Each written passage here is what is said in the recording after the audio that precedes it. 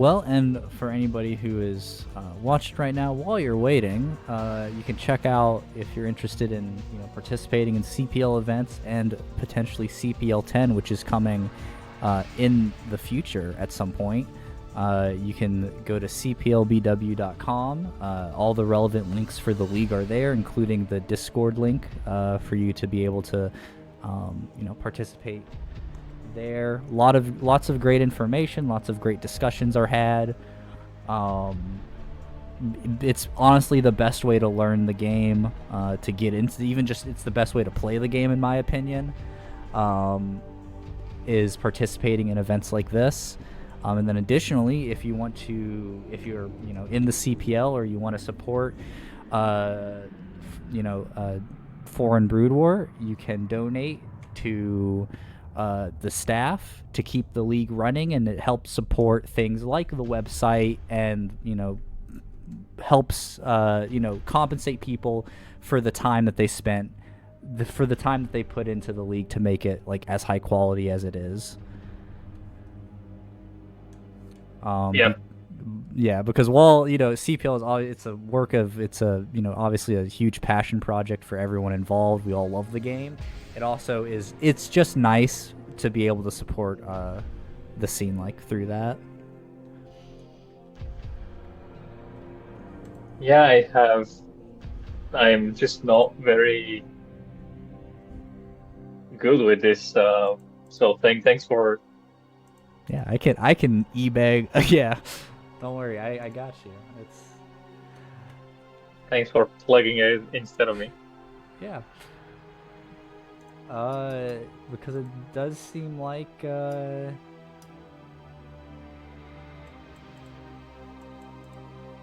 it does seem like we are having some difficulty still getting SilentStorm into the game. So, while we try to get a hold of SilentStorm,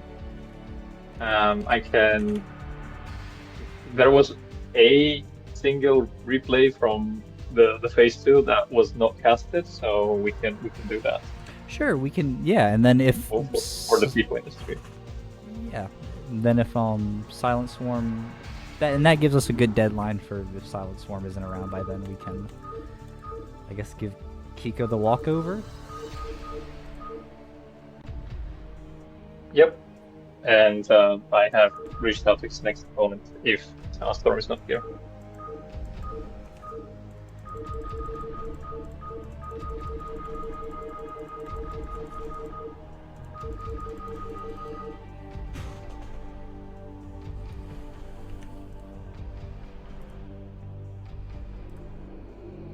You want to join me in the replay? Yep, I'll be right there. And that might be a good time to transition to your stream. Yep, I have it. As we're starting the replay. Yep, and honestly, it would also, give me a moment to, just check all the settings on my stream if anybody has any, make sure that there's no issues there, because without a doubt, I usually always get some type of technical failure. What is my stream link? My stream link is twitch.tv/SCIMO__. Okay, that should be easy enough. Let's see if I can host you. Are you live right now? Yep.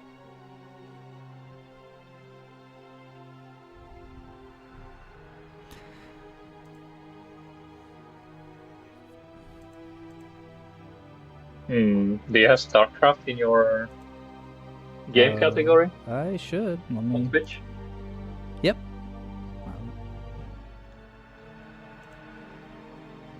Interesting. Can't find you, but I'm going to read you.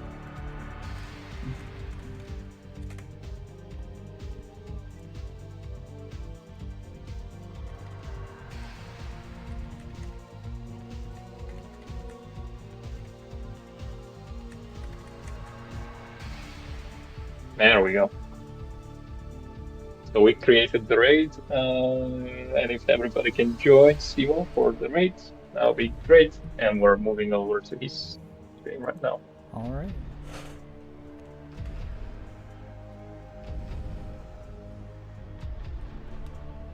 Hello. Welcome to this stream now. The stream takeover has been completed. There we go. All right. Yeah. So whenever you want to get started on this replay, we can hop into. As you can see, my overlay is not as nice as yours, but we tried. Yeah, we're starting. Let me try to get.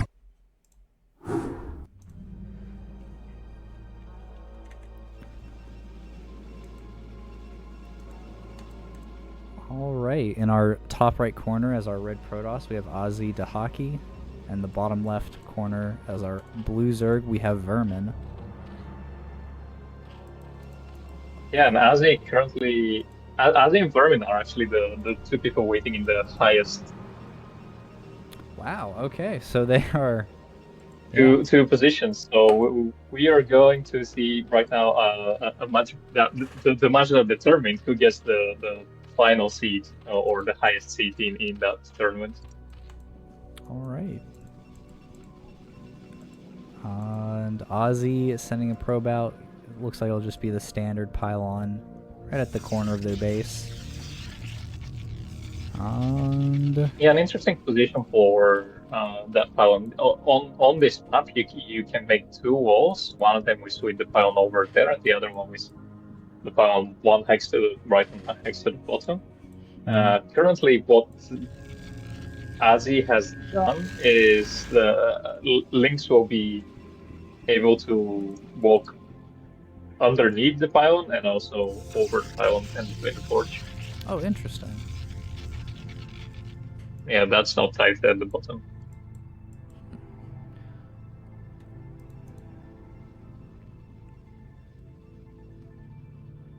But the gateway with the egg is tight. The only thing is the gateway is tight with the egg when the gateway is finished. Not at this moment. If the gateway is building, there is a one link gap between the gateway and the egg. Wow, isn't Brood War building collision? It's just fascinating. Yeah, it's always the best. Yeah. But I personally, I'm a huge fan of gateway first openers. It's just one of those aspects where you have to. It's one of those skill testing, aspects of the game where the risk is much higher because if your micro isn't on point, it's a lot easier for Zerglings to get into your main and just kill all your probes. But getting those first couple of Zealots out so early and getting that harassment on the Zerg, or even just forcing the Zerg to respect that you can have like Zealots over in their base, it's really good. I think it gives the Protoss a lot more reach than the Forge variations that I just think it works out better. Yeah, the only thing about the gateway openers, and I suppose why they were figured out so late into the Brood War history, is that they are very susceptible to Ling all-ins and just to very heavy Ling aggression. It's difficult for the gateway, the process that opens with the gateway to hold that properly. Yeah, and it relies on a little micro. Yeah, the Zealot wasn't tucked in the corner quite as well as they could be, and they traded one Zealot for one Zergling. So, not the best harassment there. As he really needs his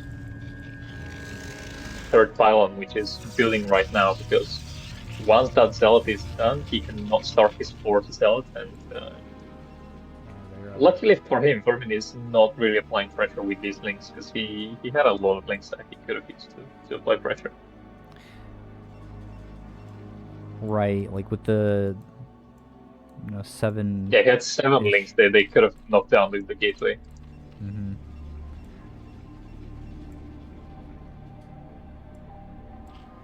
Said Vermin just getting into their lair. And we'll see if this is going to be Mutas or Hydralisks here in just a couple moments. If it's Hydralisks, the den should... If they're going Hydras, the den starts at around 50% for the lair. Is that correct? I feel like I've heard that before, but... So that is if they're going very fast lurkers, you want to start your Hydra den when your lair is 50%, and that way your lair and your Hydra den finish at the same time. Okay. But this seems to be a normal 3 hatch into Spire, so most likely we're gonna have Spire being built as soon as the layer is done, and Hydra den should follow not long after. We have a little drone party going on in the natural. And they're just hanging out, having a good time. They're on their break. Spire Vermin does tries go to down. confirm the Zeld count with his links. Yeah. Very dangerous dance for both parties right now. In the middle of the map. Yeah, Ozzy getting a Stargate. No Citadel of the Dune a Dune on the way quite yet. But that is a lot of Zerglings running across the map. Yeah, thankfully it has 2 Zelds in the gaps to block, and the Zelds make it in cannon range safety. Looks like a probe did get a scout off on Vermin's base, so that Ozzy confirms that it is just the Spire play at the moment. Doesn't see a Hydra Den in production quite yet.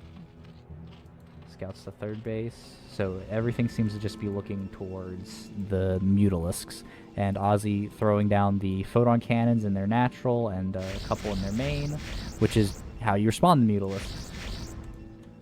Yeah, when Ozzy went to confirm the Spire, he saw that there was no gas taken at the natural, so he probably 2 cannons is a bit of an overkill at the natural. But he's playing safe because he killed a lot of links, and he sees that he forced Vermin to make a lot of links early, so he's currently ahead in terms of economy, so he can afford to do an extra cannon. And a probe snipes a drone at the main base. Absolutely. It does look like Vermin is getting the Hydra Den as the probe dies, so if Ozzy isn't careful, he might get surprised by a Hydra attack. And we're going +1 Carapace for the mutants. Yeah, that's an interesting thing. It seems like they might just be foregoing the Mutalisks entirely, and just going straight into Hydralisks, where you are baiting the Protoss into building the extra cannons near the minerals where they won't help defend against Hydralisks, and building all of these extra Corsairs that won't help defend from Hydralisks. So yeah, that's really interesting. It's a really interesting decision here by Vermin. They have a bunch of minerals and gas stocked up, and they're just pumping straight Hydralisks, adding on an evolution chamber.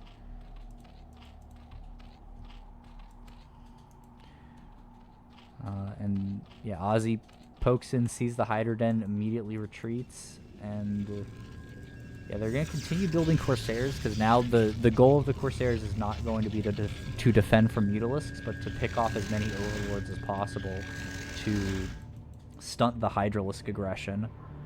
So basically any Overlord that's sort of by itself out on the map is going to get picked off by these Corsairs.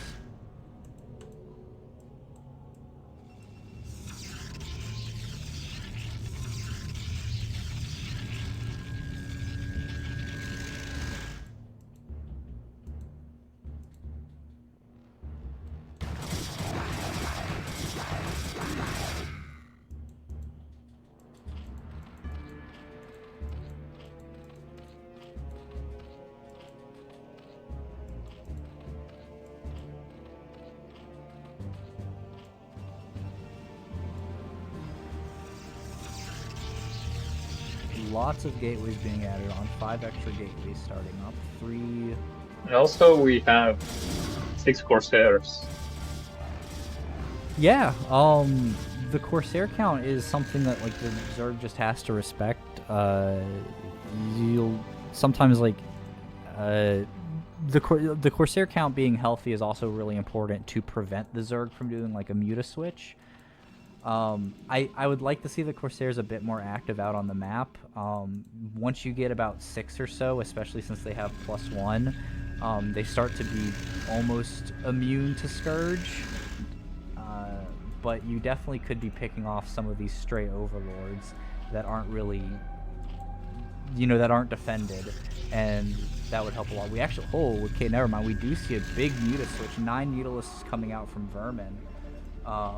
As well as Lurker. As he not trapping a probe for his stairs though. Oh yeah, so it is just they're not stacking as well as they could be. So they might some Scourge connections might happen with these stairs. Yeah, and now he does see the Mutalisks actually, so the Muta switch is not going to be a surprise for Ozzy, and you can see that they kill the Overlord and immediately start beelining back to the base because they know that with the Corsairs are out on the map, the Mutalisks are going to try to get in.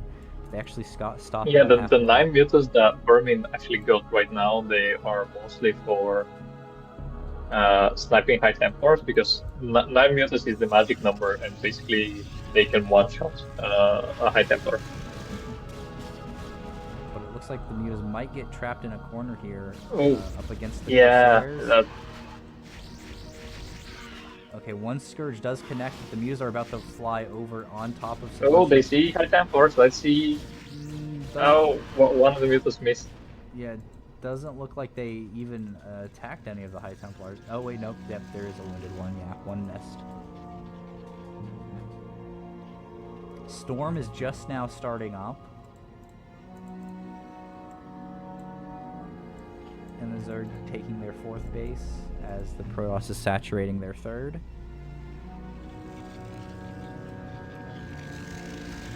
Muta's coming in for another. But now that actually Azzy has +1 armor, it's gonna take 10 mutas to one-shot a single High Templar. Yeah, sacrificed all those mutas and they only killed 1 Templar, so not a great position for a Zerg player here. As he's saying that he forgot his Storm upgrade this matchup. Yeah, you can kind of see that Storm is not done yet. +2 about. But it will be done before the attack, and the High Templars did what they needed to do. They baited out all the mutas, and the mutas are dead right now. Right. Here comes a big push from Azzy, just trying to wedge up. What might end up happening is they can see if they can, eat away at this Hydra. Ooh, very nice Storm.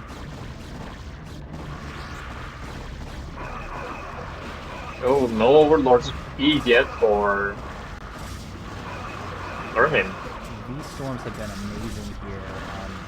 Basically killing almost, at the very least, weakening up all these Hydralisks. And now, yeah, this is the move. Azzy is going to, take an engagement there, and then they get this 4th base for free while Vermin is rebuilding their defenses. Very wide by Azzy, knocking down that 4th. He should be able to kill it before the Lurkers are able to reinforce. I mean, honestly, even if not enough storms though, so maybe we kill the hatchery and then run away. Yeah, this is a pretty clear victory for Ozzy here.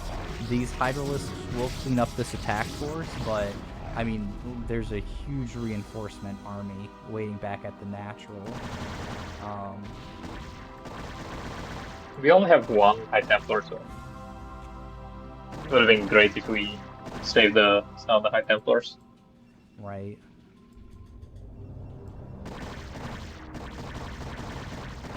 But we saved some zealots, and at this point you should take whatever you can get. Right. And it's already the ahead. great thing about those retreating zealots that we saved is they also blocked, or messed up some of the movement on the Hydralisk there. So they got a couple of free damage, free kills on the retreating Hydras.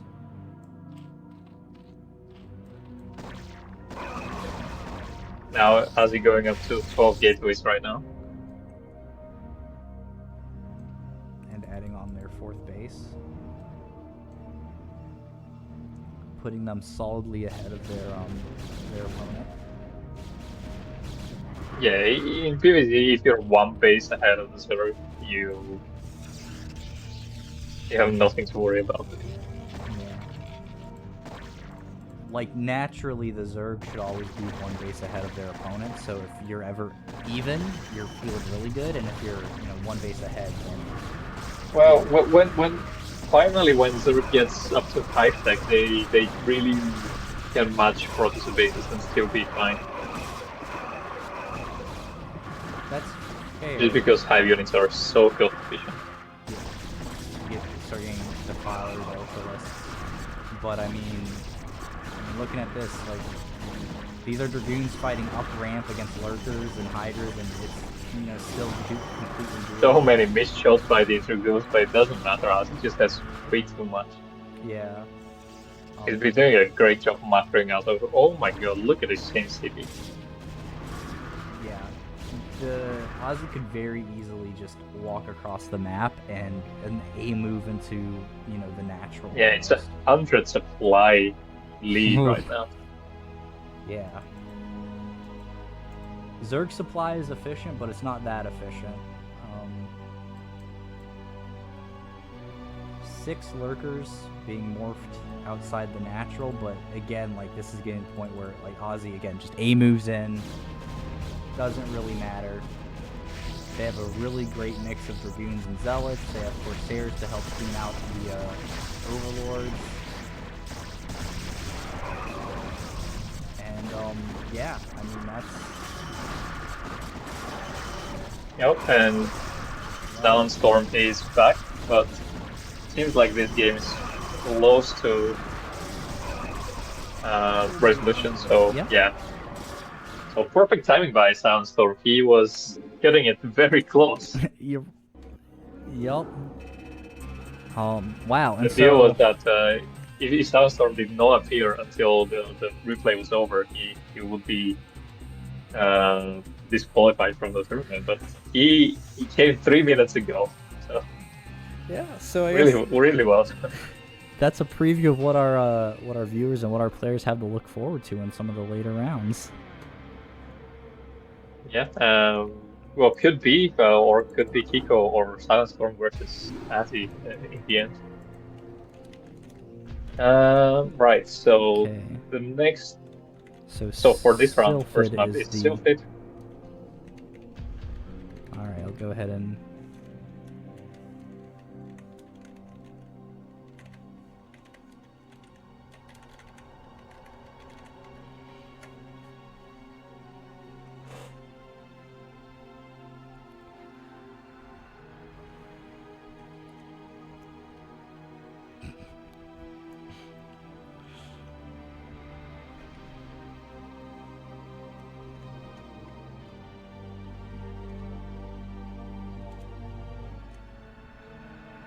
Kiko saying, imagine if the game was shorter.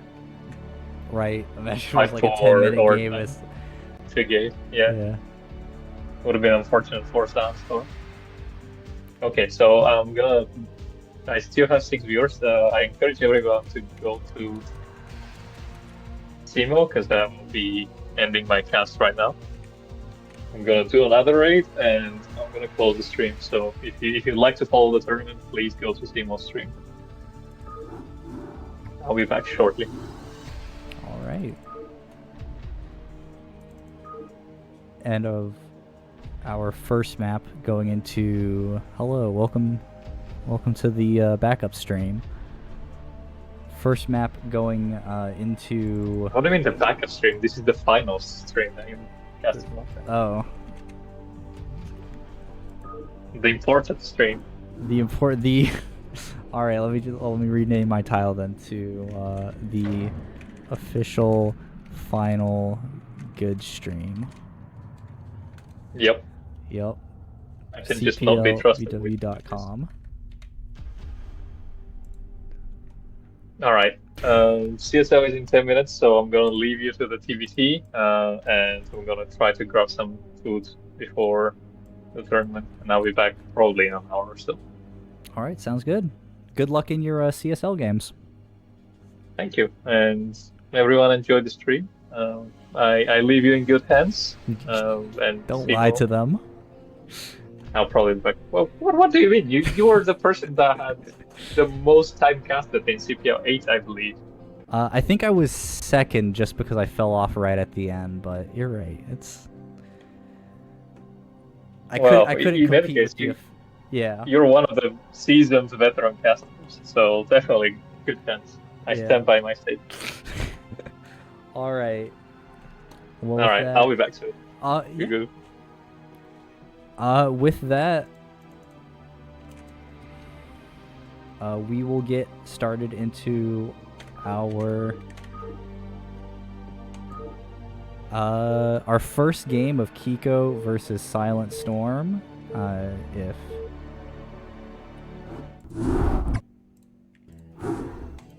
let me make sure everything looks like it is working correctly. If there is any issues at all with the audio or the stream, just complain in chat and I'll probably see it eventually. In the top of... Oh, that's not good. In the top of Neo Sylphid for our Blue Terran player, we have Ash.Kiko.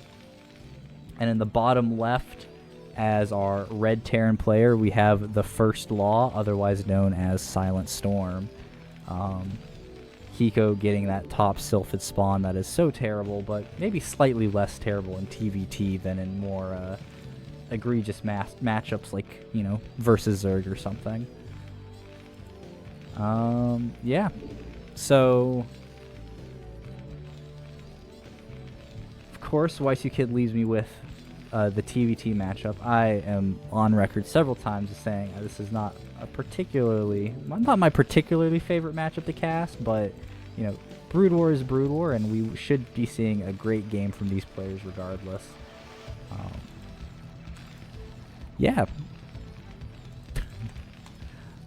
Not a lot to commentate on. Both players getting supply depots, so there's no center barracks or proxies yet, I guess. If you aren't familiar with the CPL, I wonder why you're watching this stream, but welcome. You can go to CPLBW.com for all the information about the league. You can find the Discord server link there. And that way you can join up and you can be ready for when the openings for signing up for CPL 10 happen, which should be eventually. They won't tell us.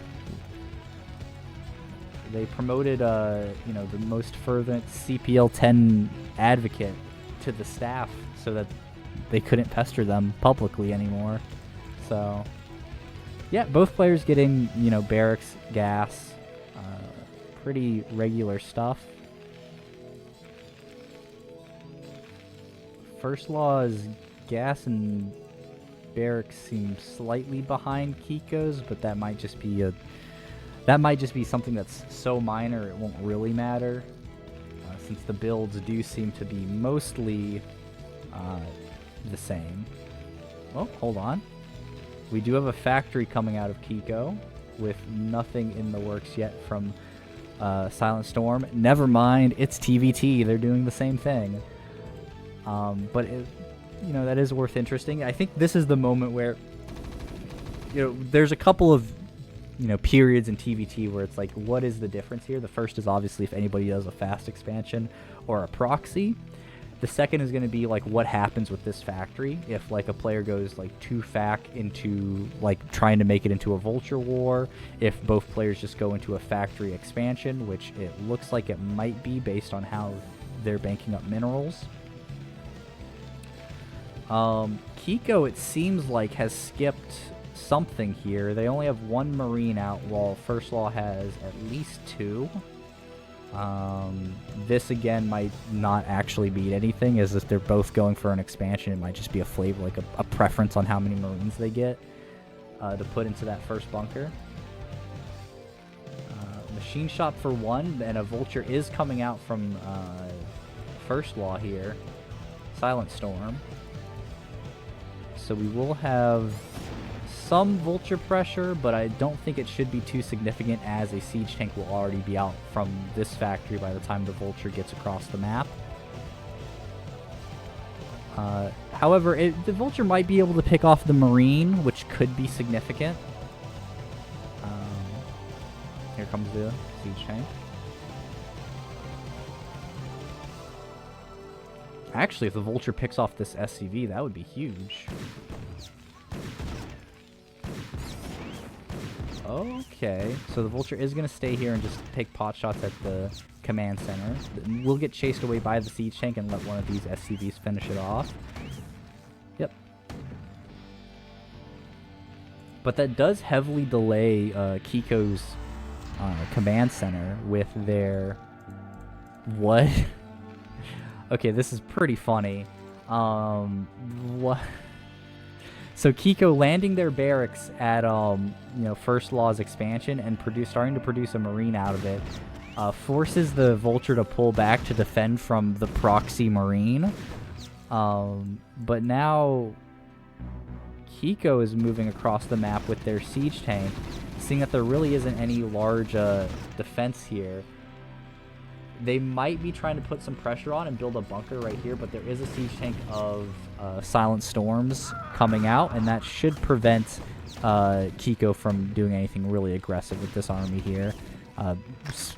Spider Mine's out for the vultures, gets a marine, just continues laying them out, and that will prevent future siege tanks from coming up and taking them out. Wow, that tank, really great save there from Kiko, keeping that tank alive, but here comes the Wraith. No, our armory is just about to be finished for Kiko, so they'll be able to have Goliaths out to deflect the Wraith at least. But yeah, like, it can start taking pot shots at some of the siege tanks. It can just help keep the pressure on. Marine producing from this barracks again. Like, this Marine will never finish, but it's just to, put that stress on the opponent to force them to act as if the Marine will finish, right? Now the barracks taking a lot of excess damage here. If they're not careful, it will go into the red. Wraith getting damage done on the SCVs. Looks like it will pick one off. Might get a second one before the Goliaths come out to chase it away. And instead, it's going to join sort of with this small attack force to put pressure on some of the siege tanks.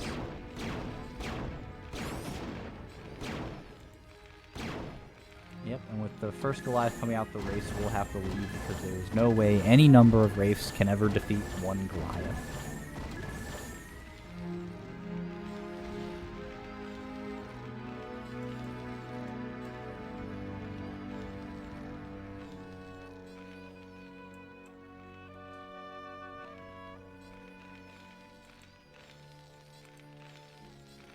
Academy started here for Kiko.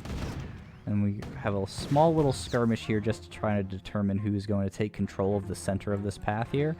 It looks like First Law, just with the, versatility of the army that they have,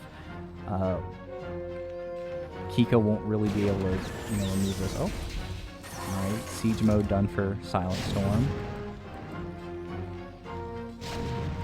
Ooh, if they could get the Goliaths picked off, that would be huge. It would open up a lot of room for the Wraiths to come in. But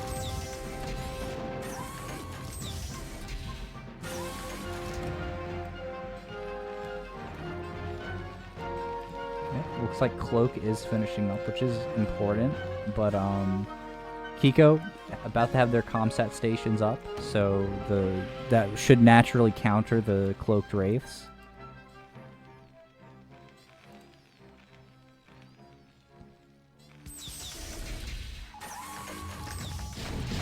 Scan goes down, does get a spot on the tank here. Looks like it will be able to take this one out, almost. Not quite, though. Yeah, this is a really good position for SilentStorm, just because it's forcing Kiko to have to stay in this area and defend it. And so whenever SilentStorm gets the income to just expand out and maybe make extra additions, they can take this base, or they can just take a third anywhere. And that's something that Kiko won't be able to do until they break this kind of tank position.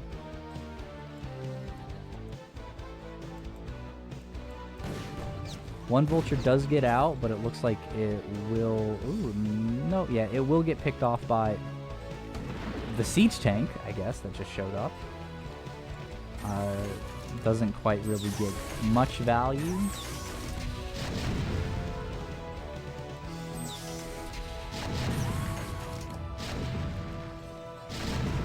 Good pickoffs there. Here come the cloaked vultures. Scan does go down. The Goliaths will get one of the race. It looks like SilentStorm really wasn't paying attention. They just thought the cloak would. I guess they cloaked the race, figured they'd be safe, but unfortunately the scan didn't. They didn't react to the scan, and the Goliaths were able to get some good damage in on them.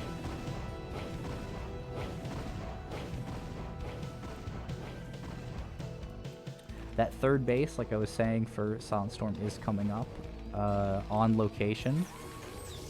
While Kiko is working to break out. But we're getting to a point where the area that Kiko needs to clear is just a straight line here. This tank is a little too far forward. So it might be possible for Kiko to pick it off and then maybe angle down here and clear the line. But, yeah, until further notice, SilentStorm is pretty easily in the lead here, getting their third base up, and looks like they have one extra. Oh, Kiko being a little sneaky, getting banking up a Wraith double Starport. Kiko is banking up a sort of a Wraith pocket army of their own. And if SilentStorm, and it doesn't look like SilentStorm really has been prepared for this at all. They do have comset stations, so all it's going to take is one lucky storm into the main here, and they'll know that they need to respond to this. But until that happens, they have nothing to counter that. No engineering bay for turrets, not even a single Goliath has been built. So, all right, let's see. Cancel that. So they do see one starport, but it's not producing anything. So they know Kiko is up to starport tech, but again, they have not seen that Wraith army.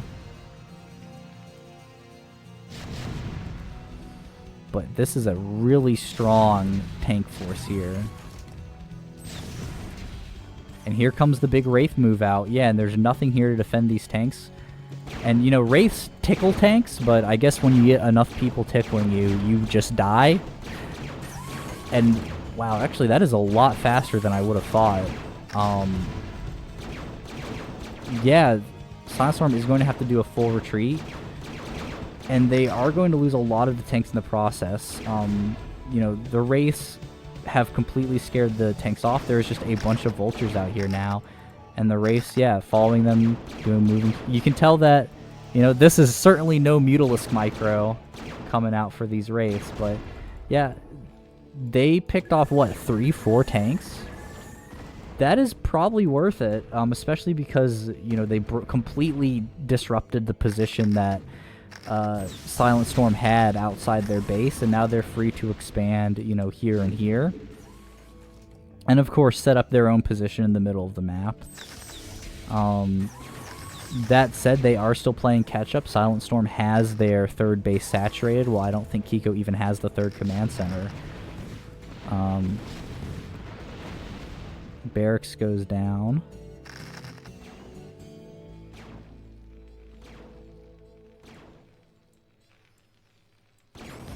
Now we have one Wraith in the SCV line. that will get taken out here. Or it will escape. And yeah, continue to just be annoying. Wow, really good. Again, just getting... I will say one of the fun things about watching TBT is when there's plays like this and you see all the little advantages that, you know, having such a versatile army gives you. We do have a Valkyrie coming out, which is a choice. Unfortunately, I don't think Kiko really has, like, the en masse wraiths that would justify a Valkyrie.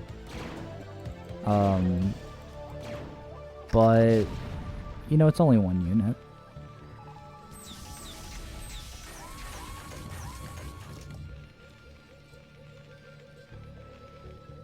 Let's see. Kiko going up to 6 factories. SilentStorm at 7.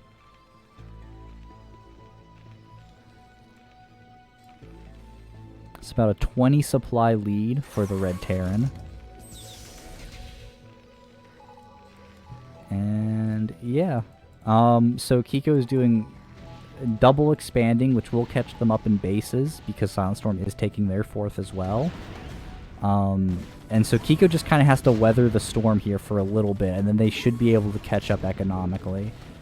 The issue is this is a lot of tanks. Ooh, really nice mine shot, taking out about 2 of the tanks there.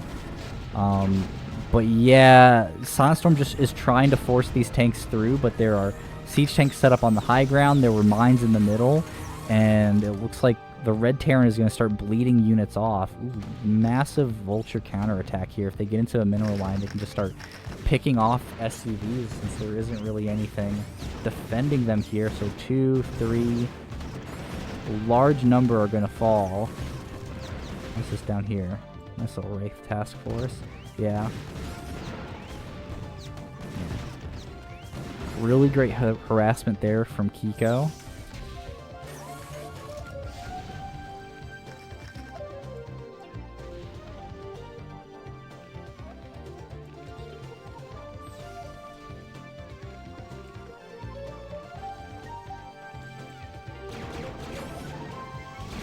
Wow, really great pick here. Getting all these SCVs taken out.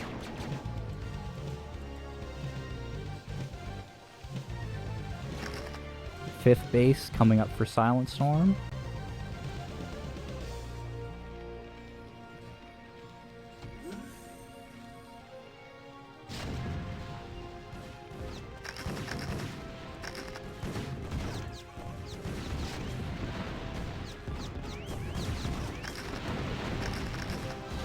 Small engagement there. Good job of picking off the mines.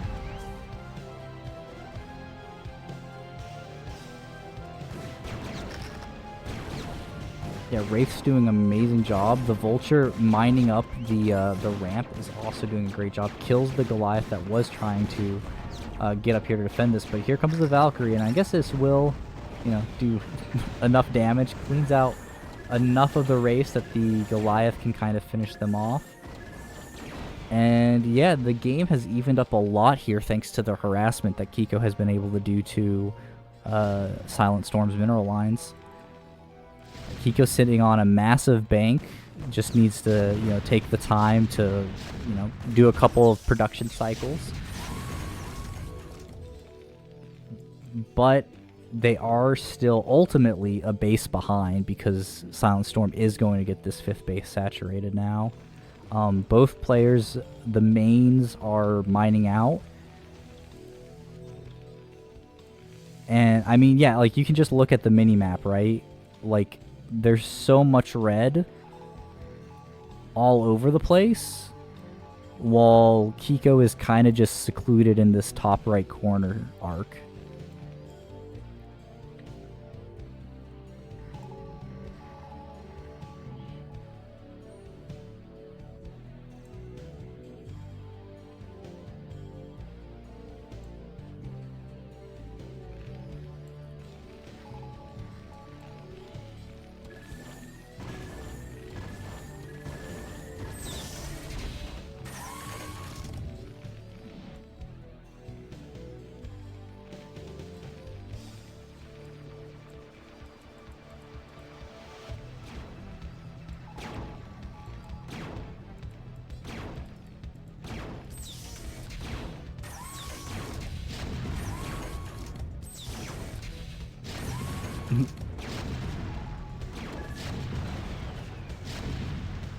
That looks like a kill, not a cancel.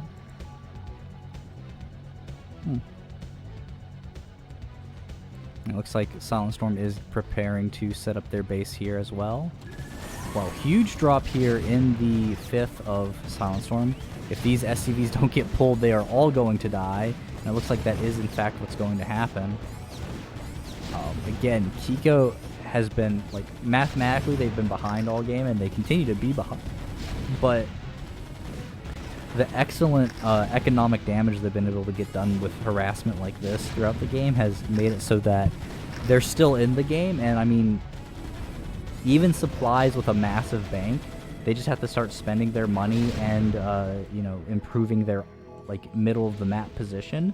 And Kiko will be in a really nice, you know, place. SC Command Center is floating down here to take one of these bases. It might even be to sneak down into this bottom right. No, it's not. But yeah, SilentStorm trying to take the bottom right, which makes sense. In fact, actually, Kiko taking the supply lead here. And I think a lot of this might be in SCVs, with how many have died from Kiko's harassment.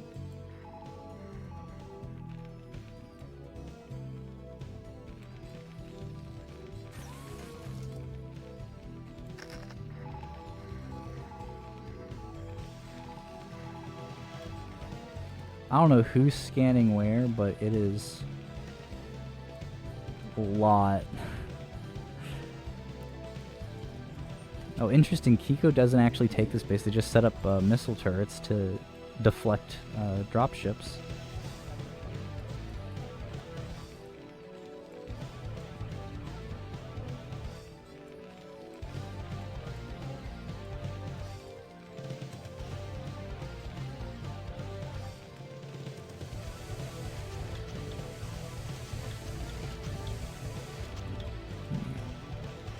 It's like Kiko's preparing another Dune drop. 4 drop ships loading up with units.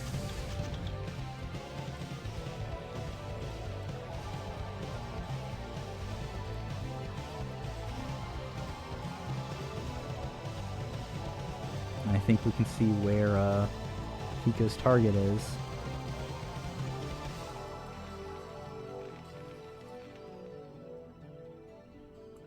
Oh. SilentStorm already moving to intercept. That is a massive SCV pull. If Kiko actually manages to take this base, this is going to be crippling economic damage against SilentStorm. But he drops back here, which gives you know, SilentStorm's units time to get into position. And I think you know, they should be safe from this attack. There isn't a lot left up here. Ooh, he drops a couple of extra tanks that he was holding back and sieges up. And huge, massive hits on this army, but there is more where that came from, and all SilentStorm has to do is just, you know, leave a couple of siege tanks back, and it should be really hard for Kiko to actually engage into this. The dropships retreating, and just leaving the tanks here to die.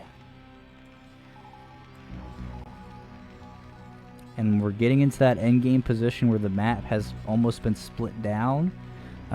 Generally, like in TVT, if you're getting into this position, you would generally see like a 50-50 map split, but it really is more of like 70-30 in SilentStorm's favor here.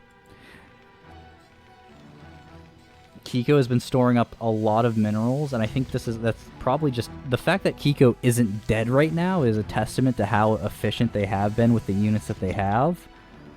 Because they're floating 5,000 minerals, but they're even on supply. They're behind in bases, but they aren't dead.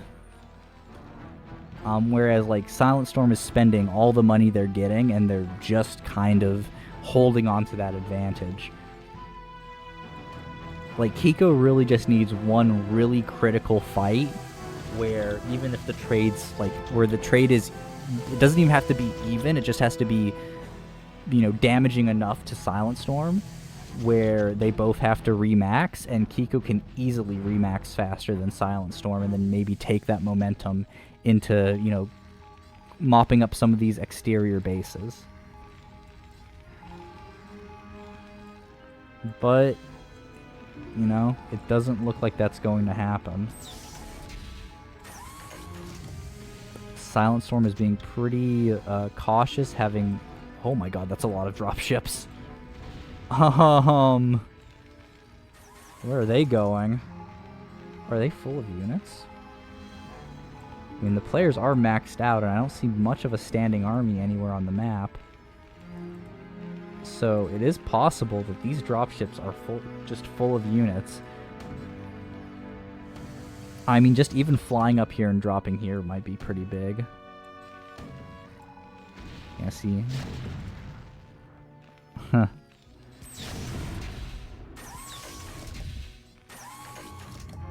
SilentStorm trying to get a base set up here. Setting up a base here.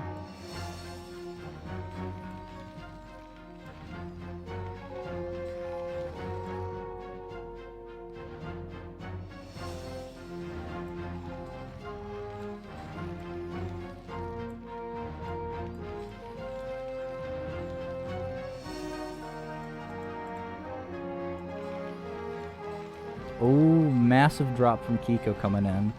Looks like it might aim for this base again. This base isn't really well defended. You have one tank. But also, Kiko... Oh, they're going to be coming in and attacking from the angle here. So there isn't really anything defending it much up here. But here comes the Doom drop. Goliaths and siege tanks clear this out. The SCVs are going to try to fight, but they are going to all die. But here comes the response from SilentStorm. You know, drops of their own right on top of Kiko's tanks. And yeah, wow, the dropships are going to take a lot of damage on the way out, losing most of them. And yeah, it killed all the SCVs at this base, but again, like, SilentStorm has bases to spare.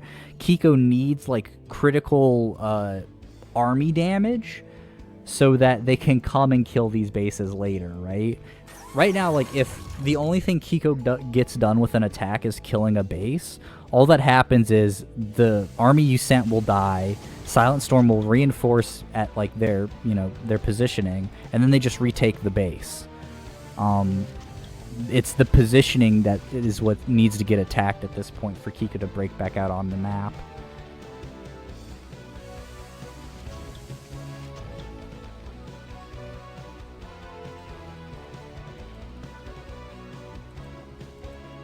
Kiko does have a slight upgrade advantage, but I mean, that's, you know, +1 armor. They're both at +3 attack, so it's not huge there.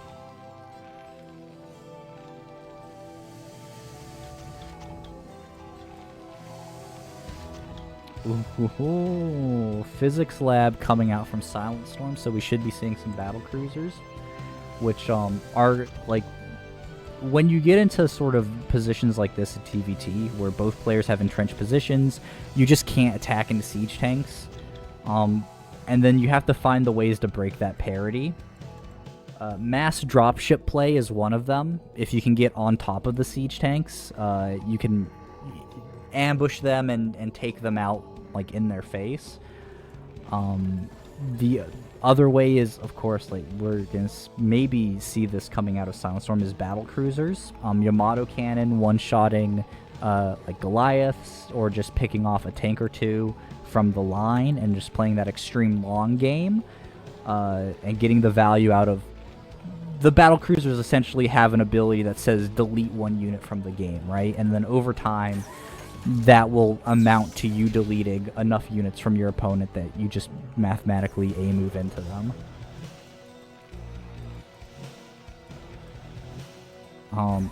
The funniest way to break parity is ghosts and nukes, but it's not it's not good. It's just funny, so we probably won't be seeing any of that here.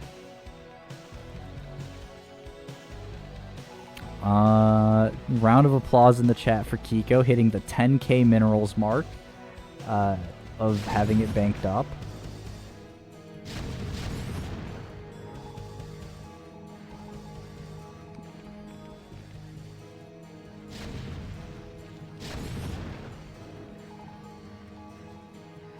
Yeah, and I guess we just do need to ask the question, like, what are we doing from here?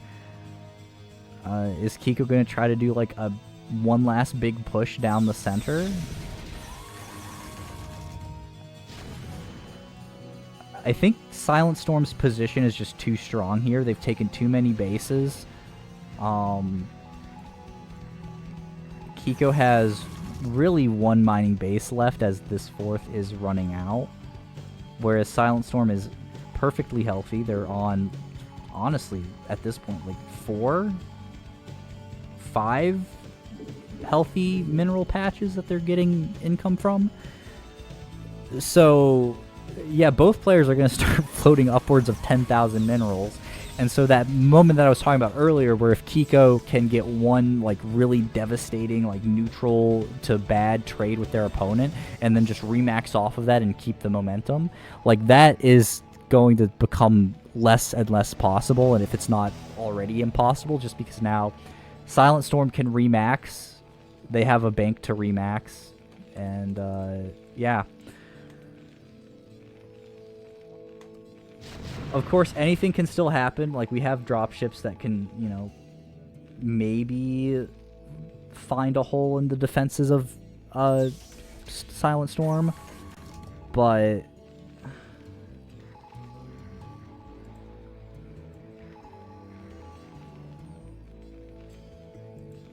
oh man, I think SilentStorm is even getting ship upgrades at this point. Because now, like, any supply that they lose, they just replace with battle cruisers.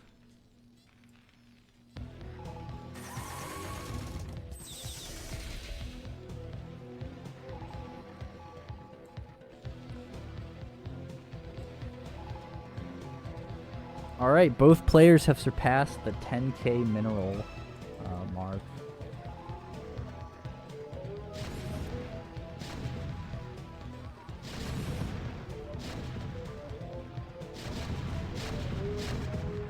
I think Kiko might have identified the weak point in the bridge, and they are now wedging into it. But here comes the large counter drop play from SilentStorm if they get right on top of the tanks, dropping a little bit in between the 2 tank squads, so it is getting shredded. So that is not a great trade, but it looks like SilentStorm is coming out of it on top. Kiko does actually break the wall there, so they might have a chance to curl around and just take out this entire line one step at a time. If they are going to take this base, that's going to be a given, so...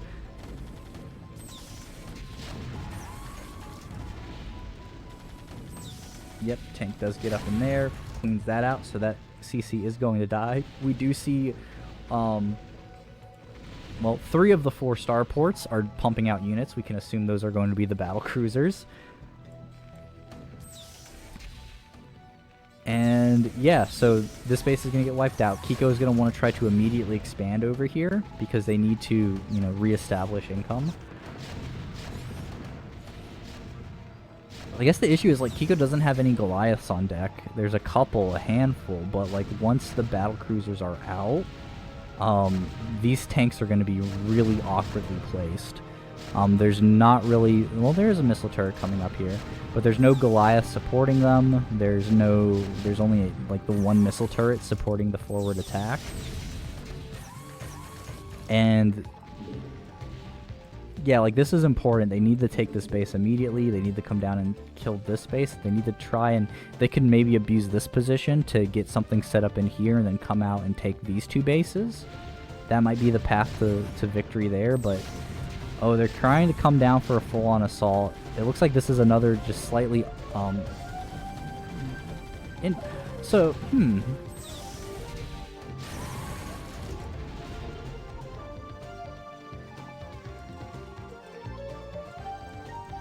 yeah, Kiko played that really well, as they punished SilentStorm for having such a spread out defense that they just do 1 hard push in 1 hard area. Oh, big drop. Looks like it's going just straight for the main. That might have just been a supply donation. SilentStorm might just want to be banking up on battle cruisers, which are at +2, +1 at this point. Which is pretty effective for them. 25 plus 6 damage. But here's the CC floating over.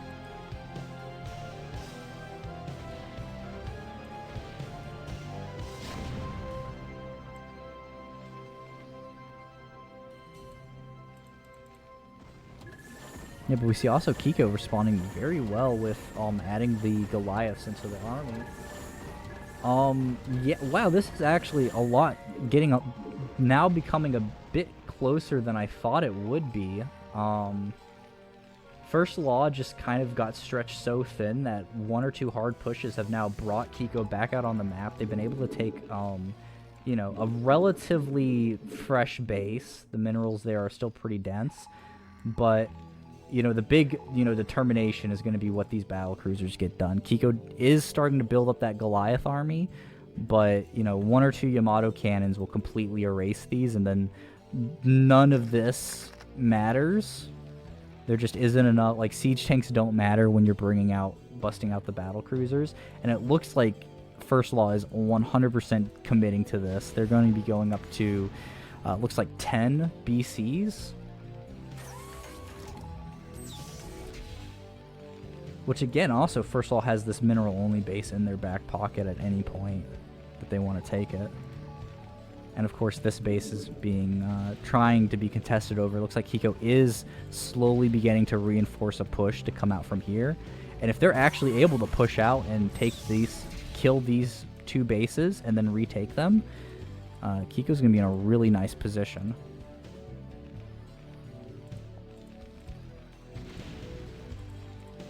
Downside of Yamato Cannon is that it is 150 energy, so the time in between shots is going to be extremely large. Kiko is just playing all over the map, while SilentStorm is just too spread out to be able to defend any one position effectively.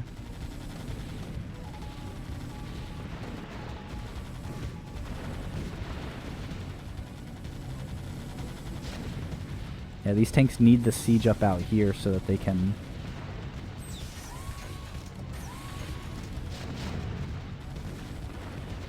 Wow.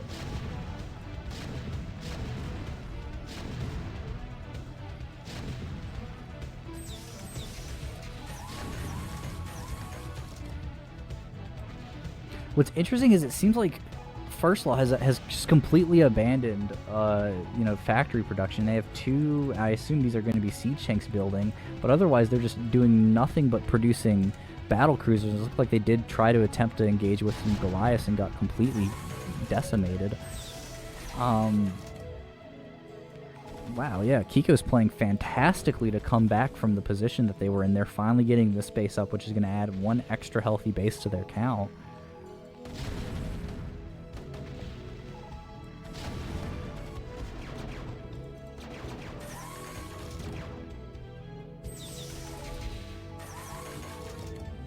But it looks like another wave of Yamato cannons are going to be ready on these battle cruisers. Because again, like, what First Law is looking for here is to just drag the game out as much as possible, and then just, like, you know, point and click and delete Goliaths out with their Yamato cannons.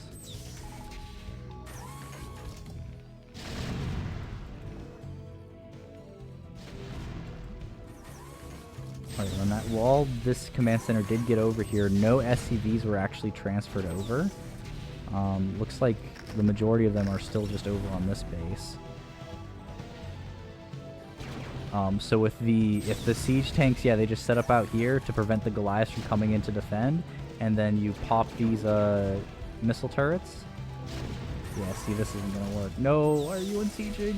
Don't do that.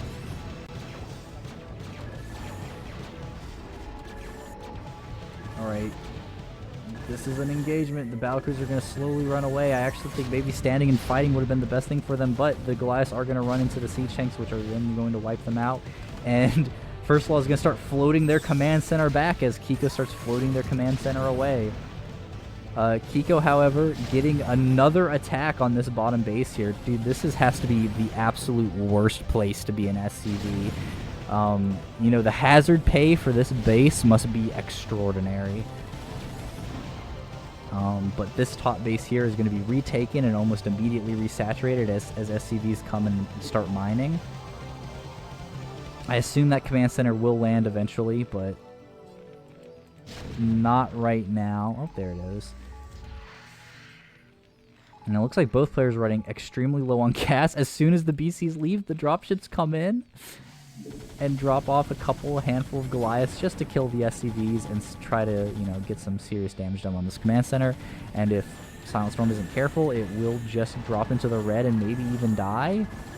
Yeah, wow, okay, that command center CC will just get taken out. And now, this base here at the bottom, it is about to be mined out, but it is going to be sandwiched between the tank force here and this army here. But these tanks are out in the open, and the battle cruisers probably will take them out. It looks like Kiko might be getting punished for that overextension as the battle cruisers are finally all pretty active and online.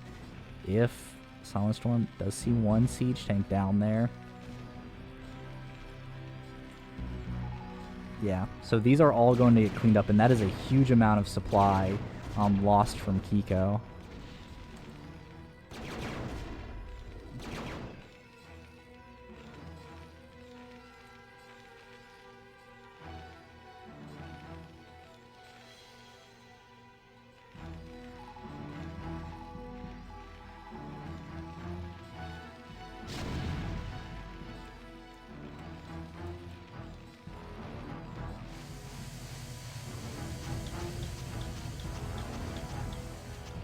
Kiko really staking their the game on this area. They have to keep this base alive. It's the only base they have that's healthy at this point. But here comes the Yamato cannons. Again, just point, click, delete. Aggroing the Goliaths out. See, the great thing is SilentStorm doesn't even have to care about this position anymore. Because they've mined it out. They can, you know, refocus their efforts into mining this base out.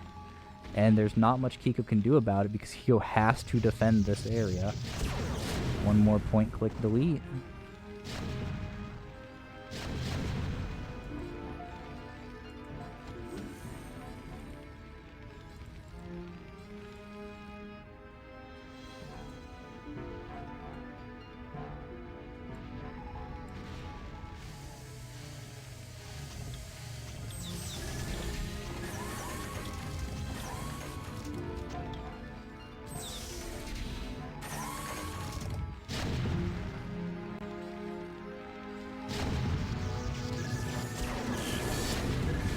Really great D-Matrix there. Ooh. Oh, that tank almost gets picked off. Yamato on the barracks just to establish dominance. Pick off on the tank there.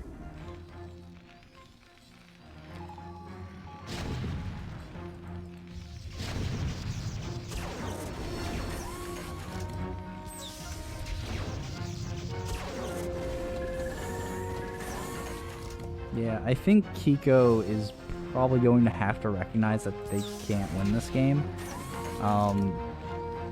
First Law just has way too much army at this point. They can just come in and they're going to clean this base up pretty quickly. The Goliaths that they have wedged in the space will get aggroed out and die. And the battle cruisers can help clean up the rest of it. And there's the GG. Yeah. Insanely up. So, you know, SilentStorm was pretty heavily in the lead, but Kiko almost made the comeback.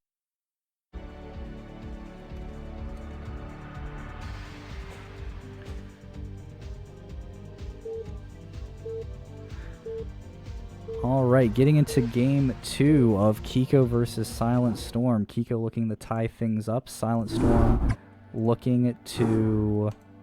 Oh. SilentStorm looking to win the match. Top right corner this time is our blue Terran. We have SilentStorm using under the name First Law. The top left we have Kiko as our red Terran under the name Kiko.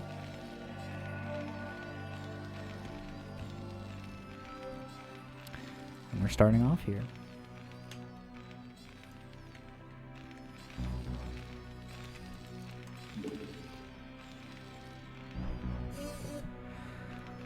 So once again, while we're getting into this game, before anything too interesting is going to happen, if you are watching this and you're a fan of Brood War, I would assume you are. You can go to cplbw.com for information on the Coach-Pupil League. A great way to learn how to play Starcraft, improve at playing Starcraft, and in general just have a good time. Additionally, on the website, there are some donation links. I unfortunately don't have any cool chat macros to link this to the CPL donation stuff, but that is a great way to support the staff members who help run the league. As otherwise this is 100% like a passion project, but it is just good to reward people for the time they put into making. Organizing events like the CPL 9 Royale that we're casting right now, and help just put the league together, make it so high quality. Both players getting their barracks and their gas, so again, nothing too out of the ordinary for them.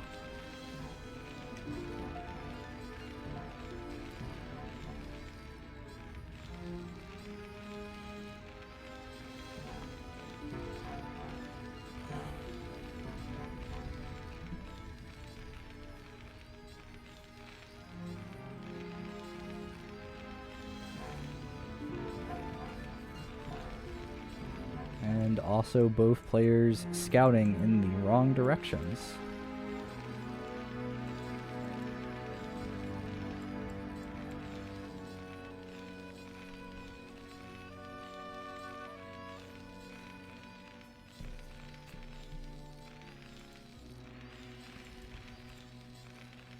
Yep.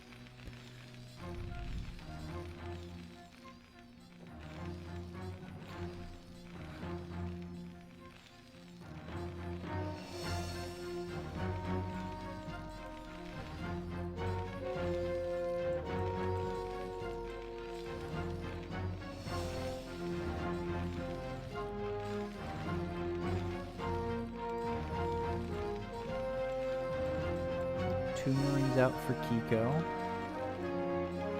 He's out for first loss. So again, like, they are just mirroring builds 1-to-1 at this point. So I guess the big deviation is going to see, so we have a Vulture coming up immediately from First Law's factory, and a machine shop coming out of Kiko's. So again, we're going to see a similar thing to game 1.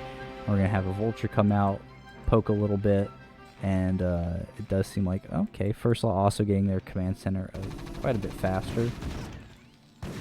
SCV scouting is going to get denied. This one is going to just barely get in, but is going to see 4 Marines, which I would think is going to send a signal to First Law that there's going to be a lot of aggression here coming out of Kiko.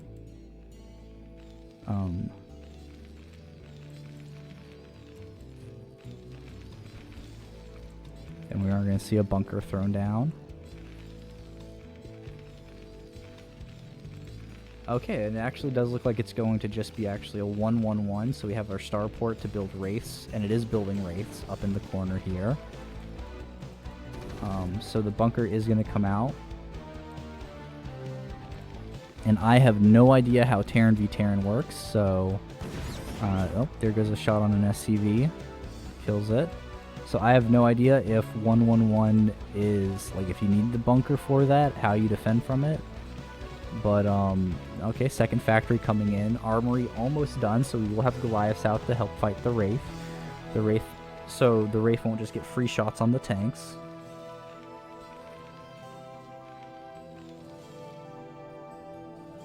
Here comes the push out with the Marines and SCVs and tanks. Soon we'll see some missile turrets get built right out here. Oh, Wraith comes down to add the extra DPS on the tank, and that is enough to actually kill it, which is going to be huge. Oh, one Marine almost gets picked off, but it's saved by the bunker. And so now the big thing is the siege tank is going to need to... ooh, what are you doing? Okay, Okay, there's the siege mode.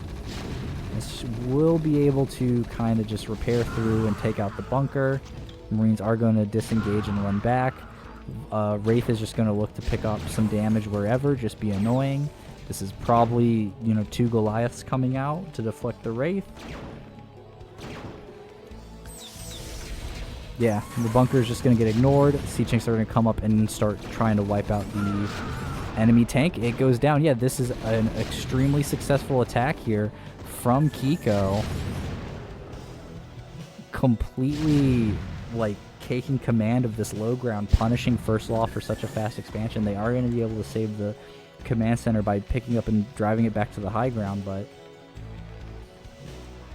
yeah, Kiko is going to make taking this natural a big problem for First Law.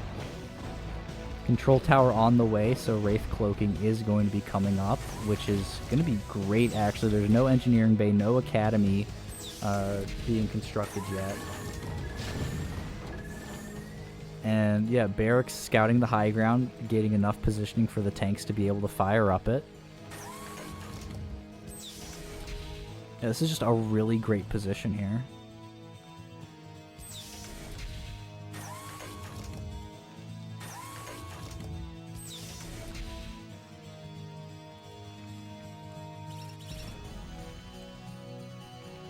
What the?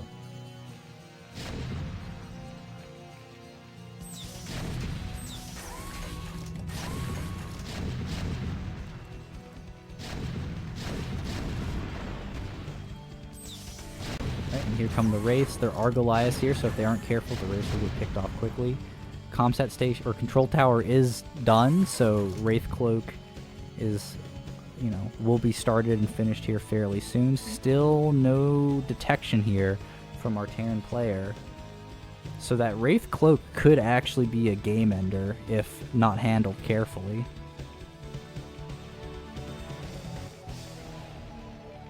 Yeah, First Law is just adding on additional additional factories.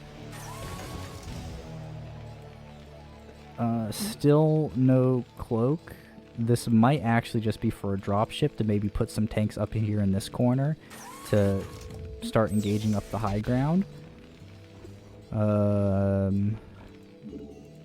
Command center is going to try to sneak out. Now the Wraiths are doing something fairly smart.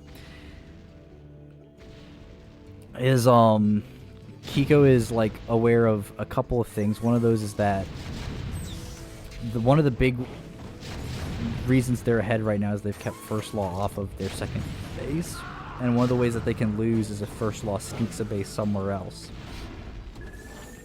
And so the Wraiths just move out to scout and ensure that that doesn't happen. Although actually this position here is going to get taken out. Again, there is still no detection here, and it doesn't look like Wraith Cloak has actually started, but the command center is actually going to get killed, which is huge. Huh.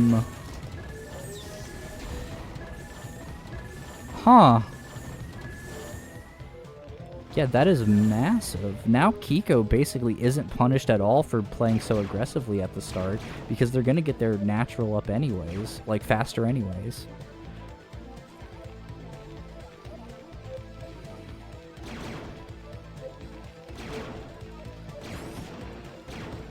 Wow, and these Wraiths are doing insane. You know, Wraiths do have very low damage, but still, when you get enough of them, they actually do kill things fairly quickly.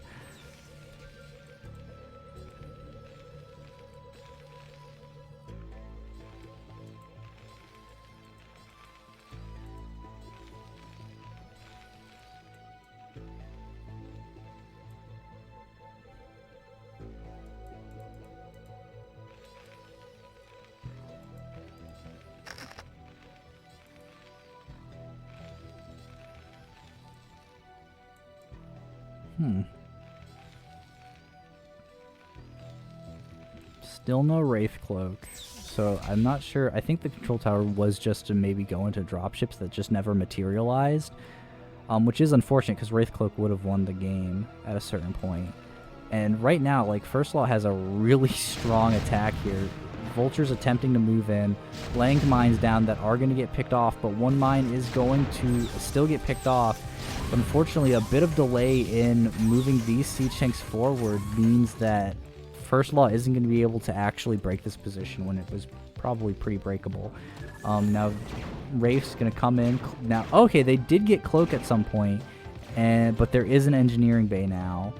It is just a matter of getting the missile turrets up, which we have one in the main coming up, which if First Law recognizes this, they can take out, keep the SCVs from building it. Okay, and they're going straight for the missile turret to finish it off. Kill the SCV building it. Continue killing. Okay, yeah, they are going to back up now that extra SCVs are being pulled to build. But they did get a number of SCVs, which is pretty big.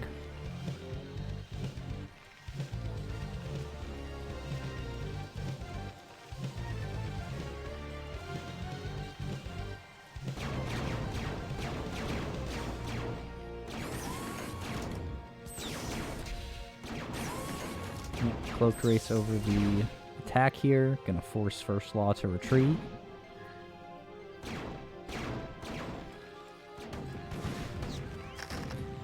Feels like Kiko has a pretty substantial lead at this point.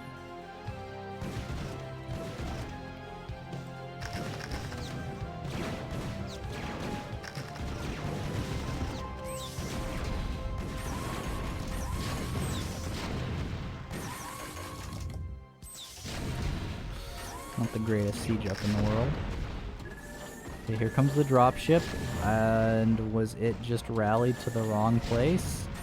It looks like the dropship is just gonna be donated, and I hope there weren't any units in it. But here come big SCV pull to the third base again. Kiko is staying ahead on bases, reinforcing their small position here, which it does need.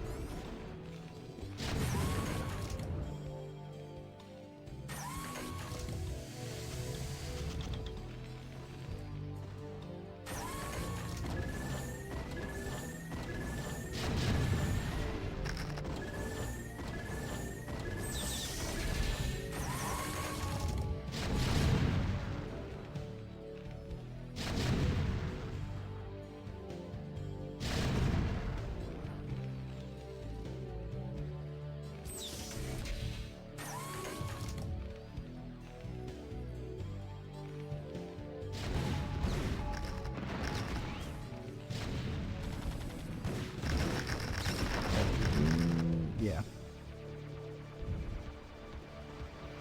Oop, drop coming into the main, and it looks like it's gonna get there. It just has to, yeah. 4 vultures, that's gonna deal a lot of economic damage. 1 SCV, 2. Should be able to get at least 3 or 4. 4 SCVs for 4 vultures is probably a good trade. Although it does look like the dropship didn't make it out alive. Kiko going for a push here at the, you know, the arc that First Law has. And it looks like they might actually get it. Wraiths are getting taken out by the Goliaths, but the Goliaths are so focused on them that they're just getting free pot shots from the tanks, and the tank line for First Law has been gotten rid of now. Yeah, so Kiko kind of was able to reset the tank counts, and now it's in their favor. Kept their vultures alive.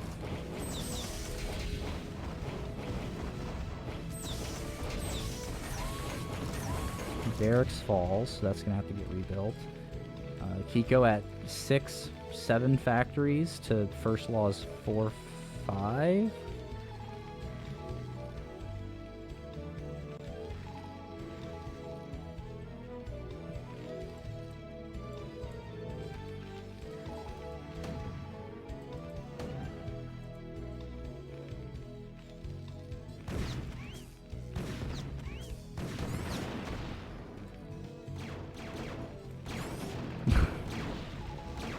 Yeah, the Wraiths are just continuing to get amazing damage done. Honestly, what a surprising like work they've been putting in. It looks like a favorable engagement for First Law. But, you know, the tanks are still standing. This one should probably get killed by that Goliath. No, it actually runs right up to its face, so we'll be able to clear that out as well. However, the Wraiths are not really doing much in the base, so... Wow, Kiko is... I haven't even noticed. Kiko is nearly 40 supply above First Law. And then you can really tell there's... I'm counting like 5-6 factory units from First Law. Kiko, meanwhile... Like, they don't have... A lot of their stuff is still, like, you know, coming out. They have a little small attack force down at home. They have units here. Hidden base here from First Law. And again, this is just an easy way to kind of try and scam catching yourself up with your opponent. Because if Kiko basically is so focused on trying to engage here and keep First Law in their base, they're not going to ever look down here. We do have a Vulture running around because, again... Kiko's a good player, and they know that one of the ways that First Law can get an advantage is having an SCV snuck out here building a base. So this Vulture's just going to check everything along the outside, and having one Vulture run around and check for units is basically free. Yeah, so SCVs get cleared up there. Looks like this should... Yeah, see, and another command... So this is the second time a command center is just going to die to Kiko's Wraiths. These things have, honestly, 7 kills, 6 kills, 9 kills. Like, these things have 100%, like, paid for themselves 5 times over easy.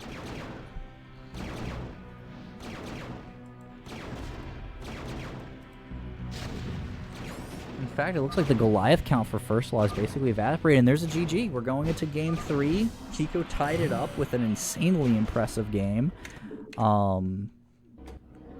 Yeah, that's just, yeah. It was just good old-fashioned Starcraft. So let's pop that, overlay up as we're going to go into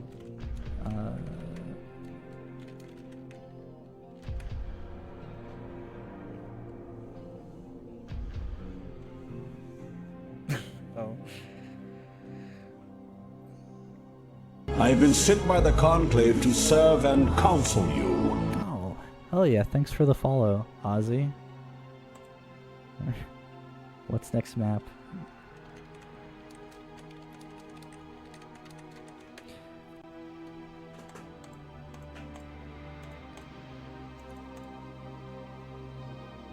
Alright, looks like we're going to Polypoid.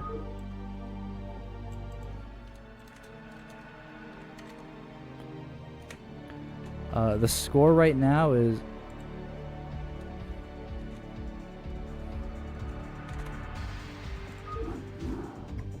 Let me get that set up here. The score right now for Ozzy, it is 1-1 for both players. We're going to game 3.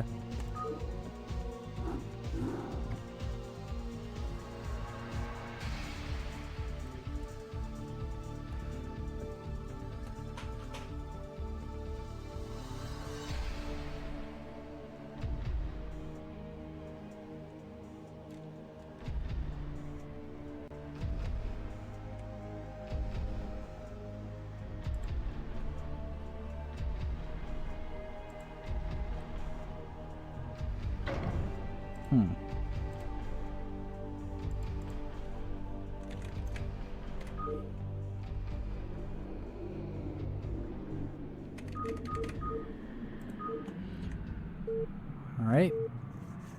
Our final game for the match is starting up. We're going to be on Polypoid. Our red Terran First Law. It's going to be in the top right corner. And our blue Terran Kiko is going to be in the top left. I just realized that the CPL overlay that I have for these matches doesn't work too well in live replays. So let me see if I can... Which one hides?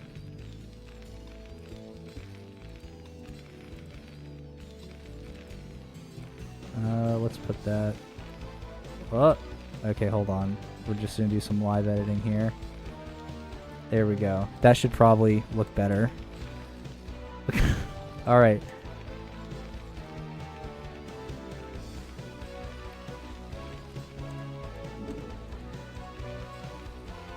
Ozzy only has 3 more hours left. Oh no.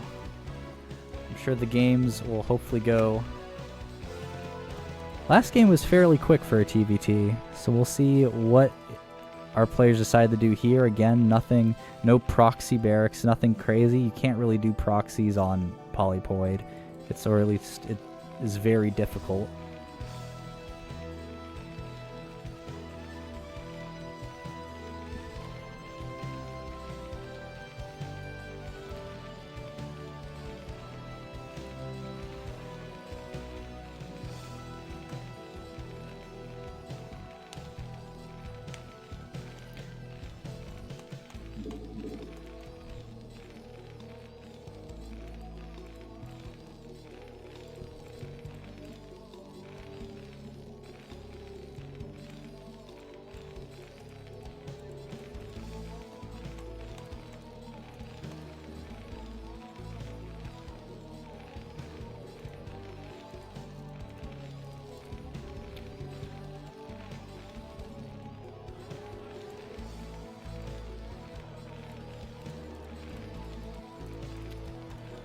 That...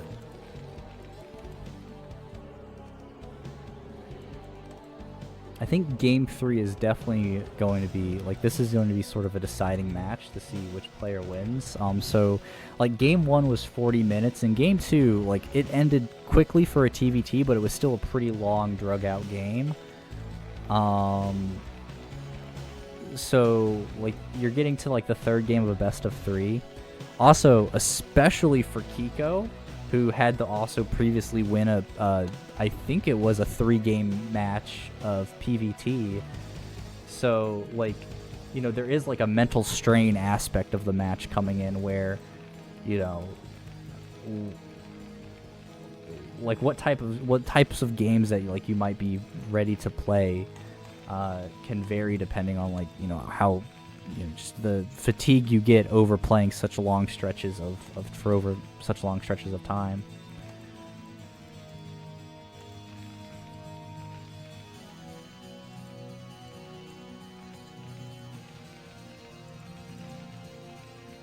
It looks like both players are going to be going for some type of expansion here. Kiko banking up to 400.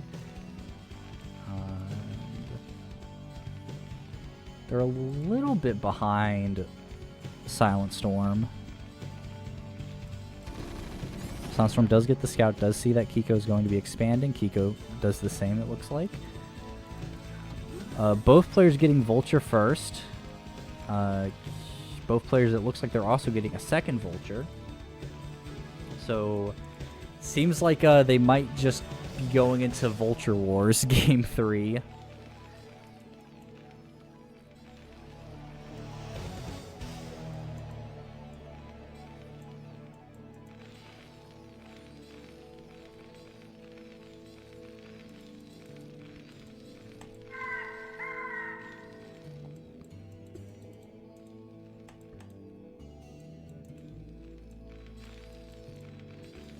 Second factory going down for both players. First engagement happens. Looks like First Law gets the better end of that. And it looks like Kiko is the first one to blink, building a machine shop from their factory, while First Law is still 100% committing to the Vultures. And so that's one of the really interesting... Well, one of the interesting aspects of TVT is that, you know, if a player commits hard enough to Vultures, you kind of force the other player to have to match that, because, like, just massing Vultures out. Ooh, great Wise, Kiko attacking the command center. That could have been some amazing economic damage, and instead they dealt 61 damage to a command center. How much hold on, we can do math. So vultures deal do vultures deal half damage to buildings? Vultures deal quarter damage to buildings, right? So like they would only deal 5. So if they did 60 damage, that means that they hit the command center 12 times. That was 4 volleys of 3 vultures, which means that could have easily killed 4 SCVs in that attack.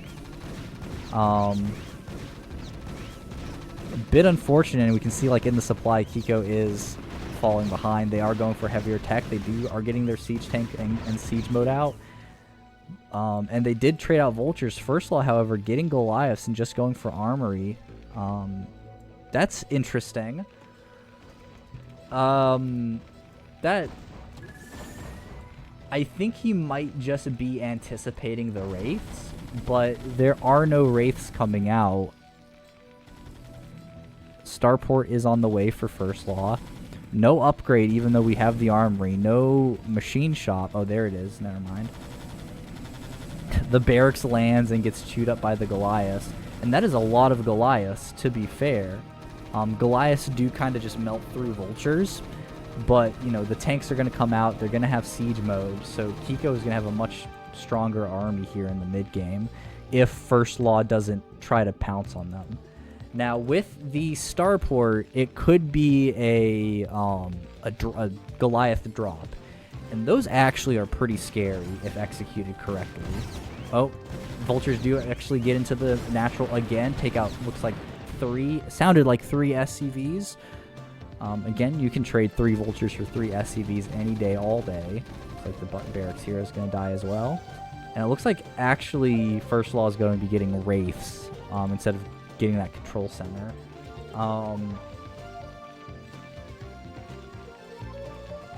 Which could be good. The armory is up, so Kiko can get Goliaths, you know, pretty quickly in response to seeing a Wraith. But... ooh, okay.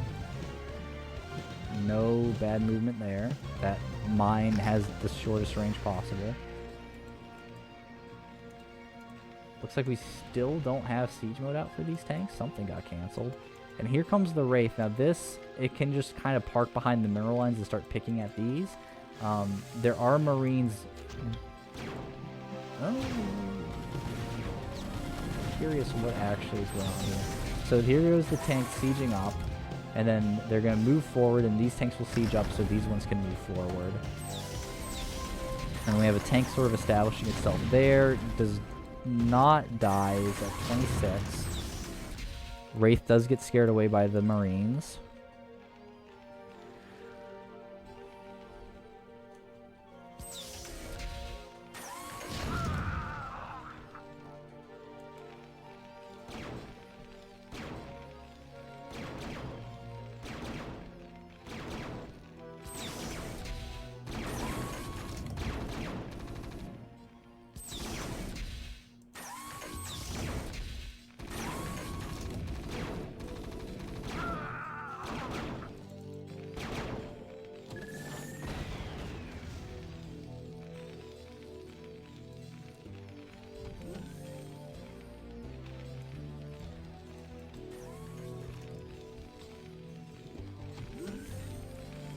Engineering Bay finishes up for Kiko, so they can just throw, you know, a missile turret down in their bases and be pretty safe.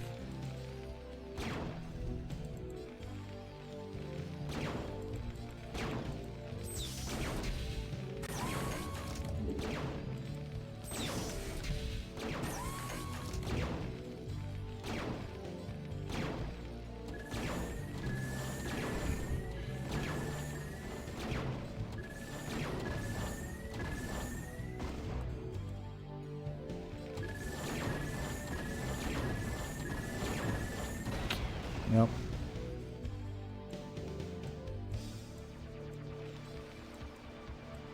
Yeah, it looks like First Law is setting up to try to take this expansion here, and Kiko's trying to take their expansion here at the mineral only.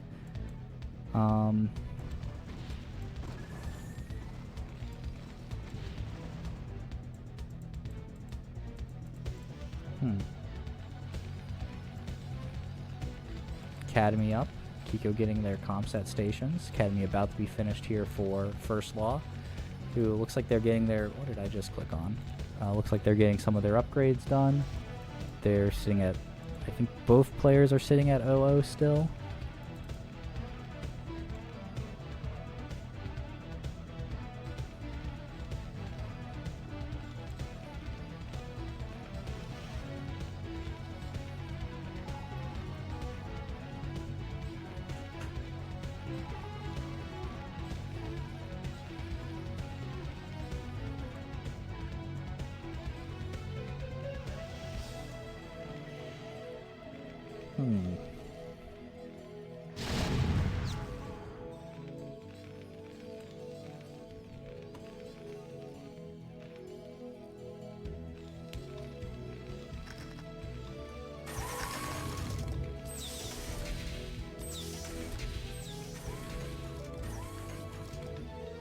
So he's First Law, wow, actually being really forward, taking this space here.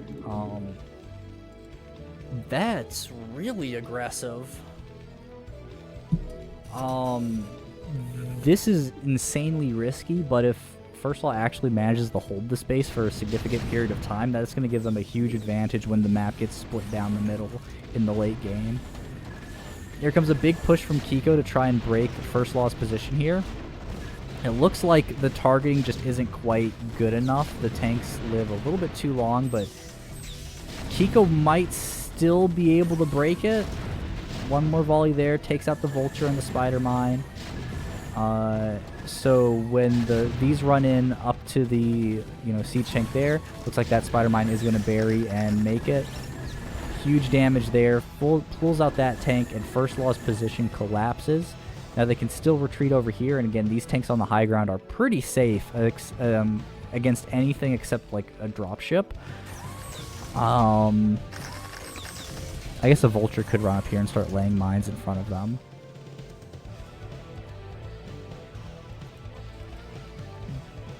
Yeah. Kiko sending a little hit squad of Vultures out.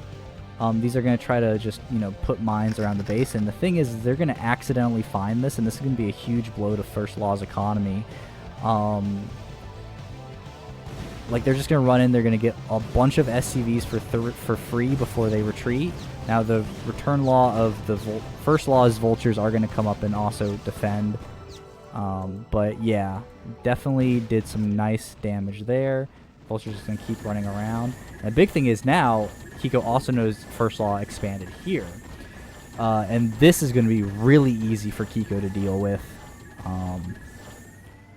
Since, like I said, all you need is like one dropship to drop a bunch of Vultures here and lay Spider Mines.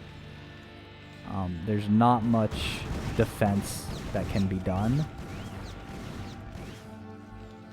But, First Law is going to continue to reinforce it, laying down extra missile turrets, continuing to mine there, which again, every mineral patch he drains from this in the early game supplements his, the late game TVT stalemate.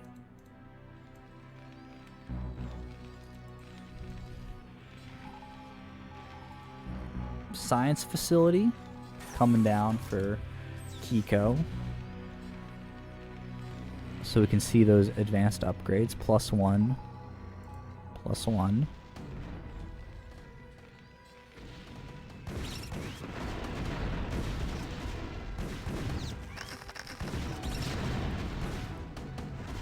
Nope.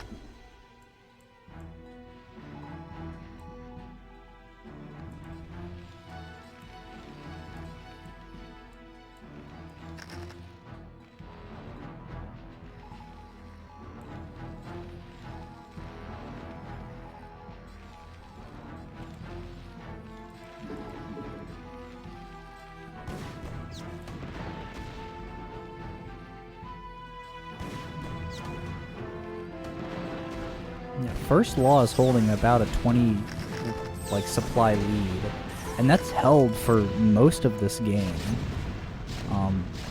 They're going to be up a base. Oh no, I guess once this finishes, they'll be roughly even on bases. But yeah, I think Kiko's SCV count is where they're lacking a lot, because we can see, like, just looking at them, this base is pretty saturated, this base is pretty saturated, this base was fairly saturated once these guys get back to mining, and this base is definitely saturated, whereas, like, First Law, they're just now getting their 4th started up. This base is pretty saturated, this looks okay, and this looks fine, but this transfer makes this look a lot less healthy, and now these are all going towards here, and it's not a lot of SCVs transferring down.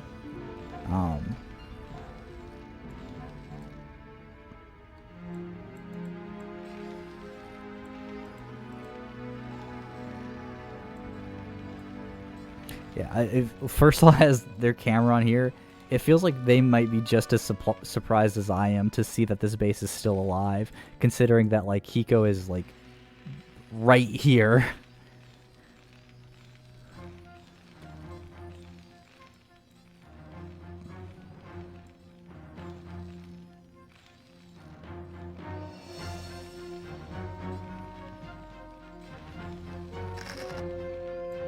I mean, we can kind of see why that base is still alive, though, right? Hiko has really been neglecting their vulture count. I don't see one vulture around the map, just scanning, like, and that's not enough for you to be able to, like, you know, scout and harass and take strong positions.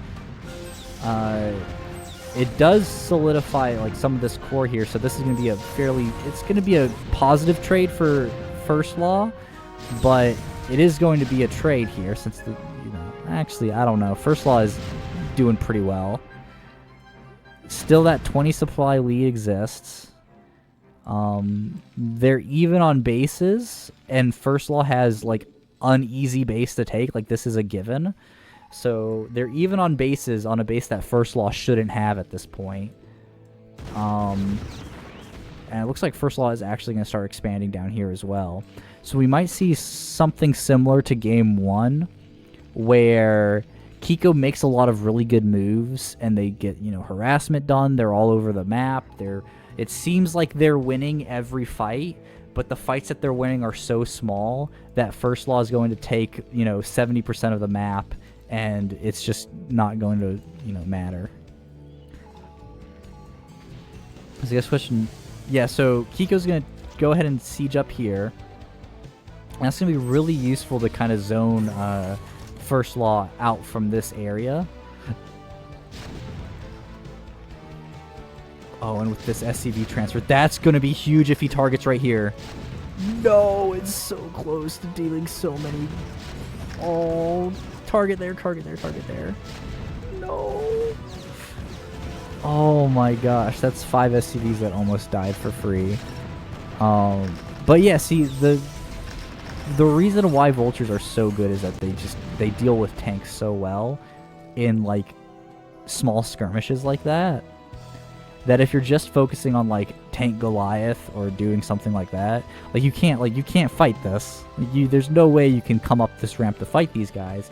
If you have, like, 8 vultures, they just run up here, get on top of them, lay spider mines, everything dies, and then you move a tank up here and it kills everything in this base. Wow. Yeah, so First Law is actually going to establish these 2 bases here.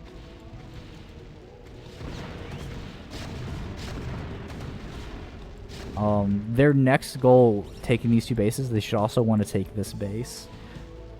Because right now, when the map gets split 50-50, like, each player is going to get a top, like, one player gets the top, one player gets the bottom. And as First Law is able to, like, sneak the bottom base and start siphoning minerals off of it, then they are guaranteed to be getting extra value in the late game. But, you know, as is, like, yeah, they're going up to 1, 2, 3, 4, 5, 6 mining bases. Kiko's going to really have, like, 1, 2, 3 and a half. Well, really, okay, 5.5 for First Law. Yeah, 40 supply lead, huge Wraith pack coming out.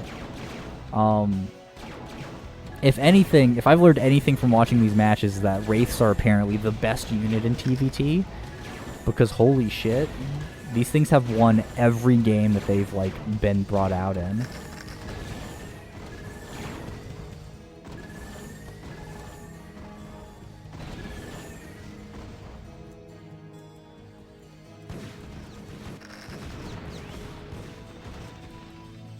Let's see. We do have a Valkyrie coming out for Kiko.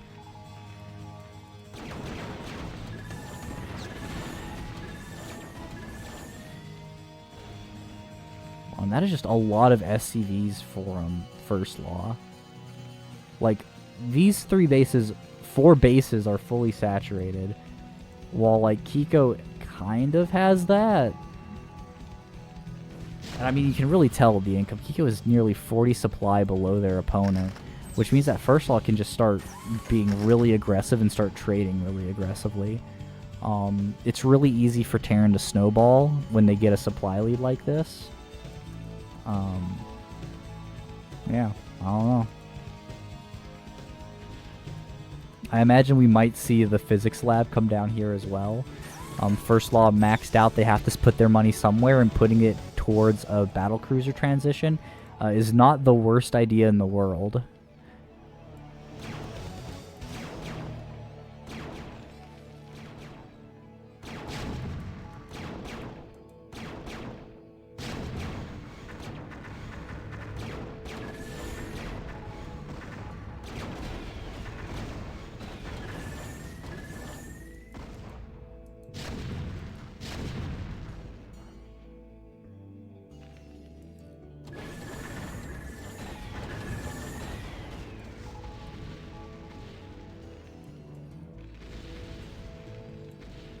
Yep, and there's the starports for the BC transition. So he's probably going to hold off on building the physics lab for as long as possible, just so that, like, Kiko can't prepare for it. They are getting Valkyries to deal with Mass Wraith, but Valkyries don't do too well against battlecruisers. 6 damage per rocket, and battlecruisers have, like, I think 3 natural armor. Yeah, big push here. Pretty easy for SilentStorm First Law to topple their opponent. And then they just come up the line and fight each tank one at a time. And see, now we have 4 Valkyries here, and there's nothing for them to kill. Because the Wraiths gaslit Kiko into thinking that, like, there'd be more Wraiths than there are. Now this base is actually really in danger.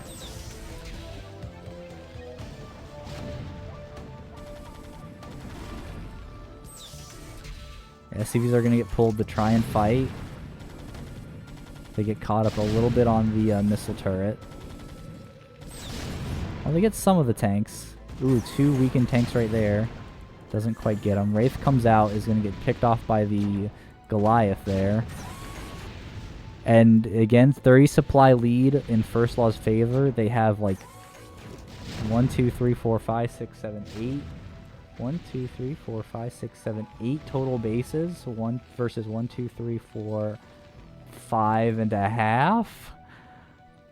If we're just talking about mining bases, like that one's full up, this one's full up. So like 4 full mining bases still versus like 2 at best. Oh, hold on. While I was, talking about that, it seems like First Law, the supplies got evened up a lot pretty quickly. It's only a 10 supply difference now. So I guess the question is, what happened? Probably a bad attack went in somewhere.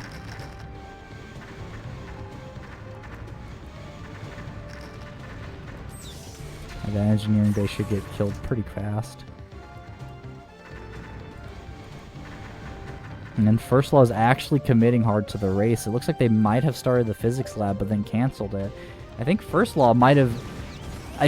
Oh, and these vultures, there's nothing here to defend, so... And even more vultures coming in. See, this is the value of vultures, that 3 vultures are coming to defend, and that is not going to be enough. All these SCVs are getting cleaned up. Now, this is a massive, comeback moment for First Law. Is that, they could basically... They also now know, look at all these fucking... starports. All these SCVs are dead now. That's nearly 2 mineral lines worth.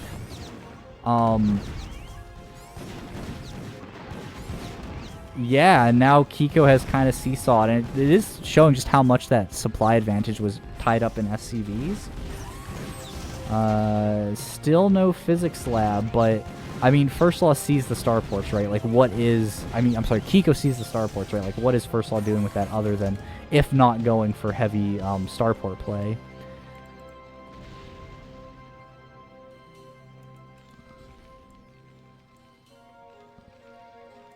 Alright, First Law remaxed. Kiko about 15 supply behind that. The vultures are still tucked up in here.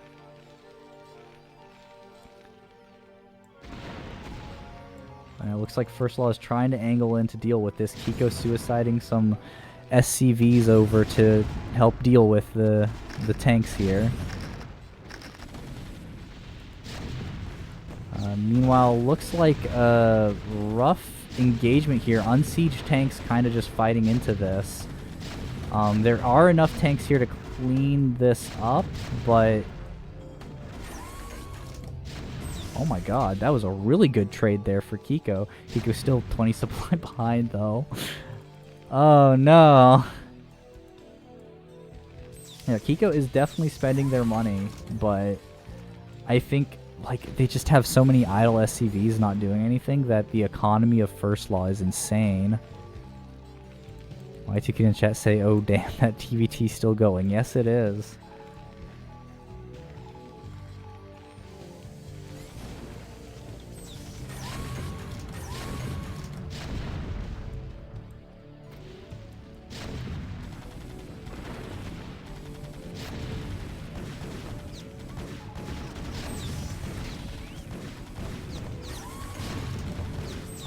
Oh my gosh, yeah, Starport getting...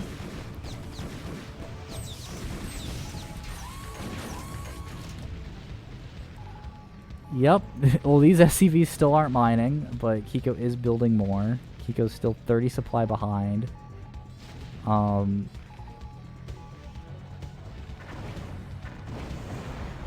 and that is a lot of wraiths, but that's a lot of wounded wraiths.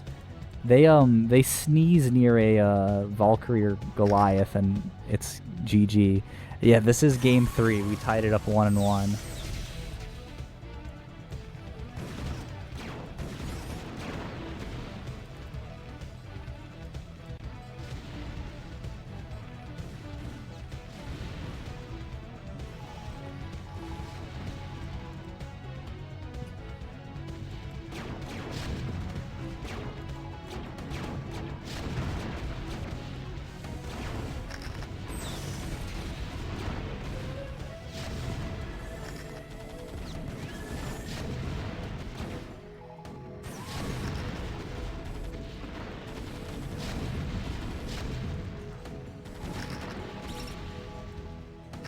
Okay, I'm gonna be honest, I have no idea what's going on. I don't know who's winning or what. I think as still First Law, but Kiko just is like all over the place. Yeah, it has to be First Law's winning this. They're 30 supply ahead. They have, you know, they're pumping out all types of units that Kiko has to counter. And Kiko is finally kind of getting drained dry. Like, they're getting dropships, which I don't think is, like, the play here when your opponent is going mass Wraith.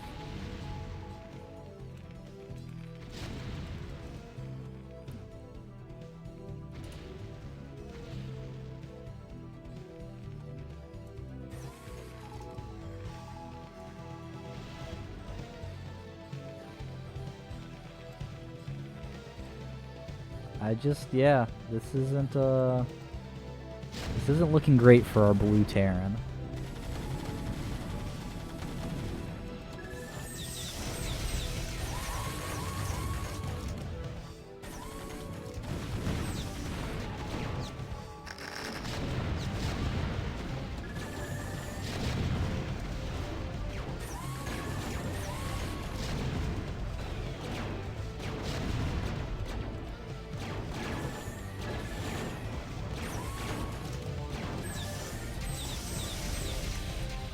He's still pumping Wraiths.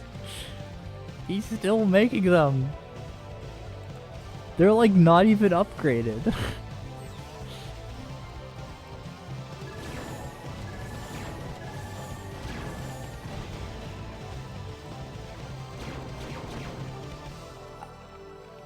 how many geysers does Kiko still have fresh? So this, I think is fresh, but he only has one guy mining it. Yeah. See, and now also First Law is taking the bottom base here. So First Law is very easily... It's going to be the same situation like it was Game 1, where Kiko plays really well, but like all of his plays are just keeping him in the game. He's not actually like taking any winning positions, and First Law just, you know, gets 70% of the map and just out macros their opponent.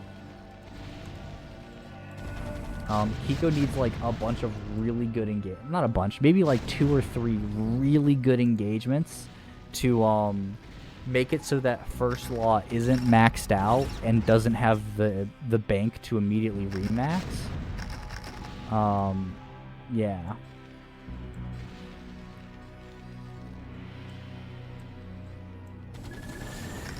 Alright, here come the Wraiths.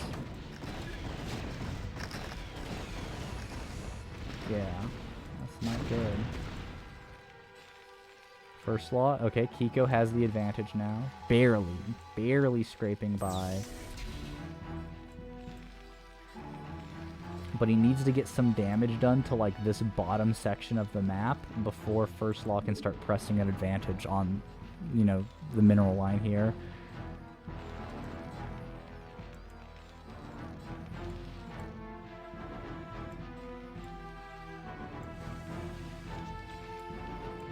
Like First Law's going to be able to clear out this position. Emphasis should be able to clear out this position.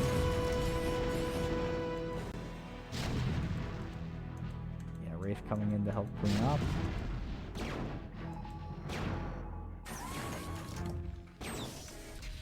That is so many Wraiths. Some of your mic is a bit low. Not sure if you can boost, but it won't be good for next series. I will look into doing that. Alright, so here comes the big drop. And again, I don't know how I feel about dropships when your opponent is going mass Wraith as like part of their core strategy. But it does look like a big drop is going to happen at that 6 o'clock, like Y2Kid pointed out in the chat. And if they're able to like kill this, pick everything up, hop over here and deal significant damage here, that's going to be very good for them. They're just completely ignoring the base and going straight to this natural, which they're going to completely ignore and go straight for the main. Which, I mean, isn't the worst idea, I guess? After all, like, look at all the production tied up here, and a lot of Goliaths have dropped, so the natural reinforcements of this base, which is... Okay, the battlecruiser switch finally happened, and this is a great place for Kiko to drop here, because they'll be able to cut the battlecruisers off as they're coming out, but 1, 2, 3, 4, 5, potentially 6, 7 battlecruisers being produced at a time is not, I think eventually it will kill the Goliaths here.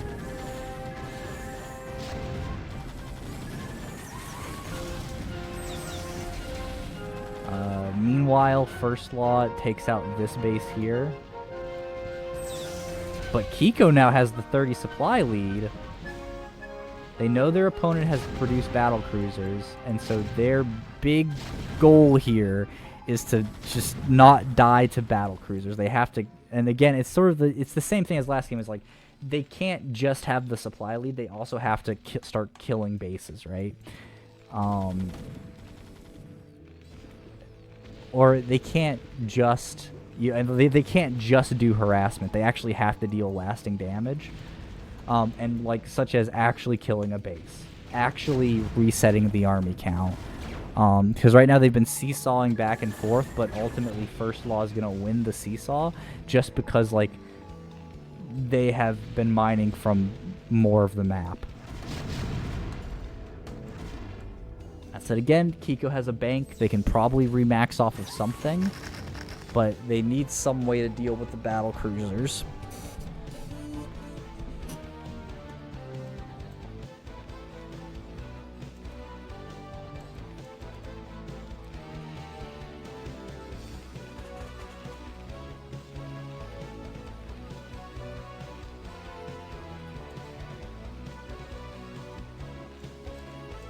Yeah, I results. We're 1-1 in with Kiko versus SilentStorm right now, so this is the deciding game. Ooh.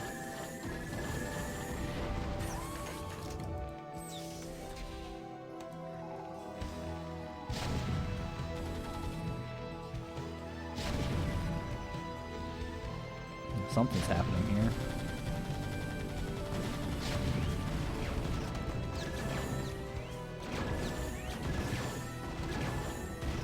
Yeah, First Law is just straight remaxing on battlecruisers, so we are going to be seeing the return of Game 1 where it's just battlecruisers. They win the game. You know, they're gonna have their delete the unit button, and yeah, Kiko won't be able to keep up with that.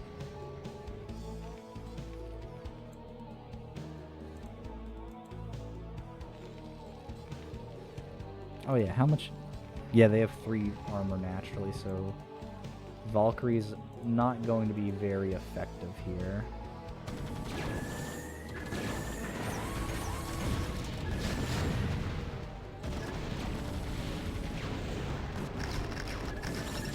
Yeah, First Law just has a really great endgame composition.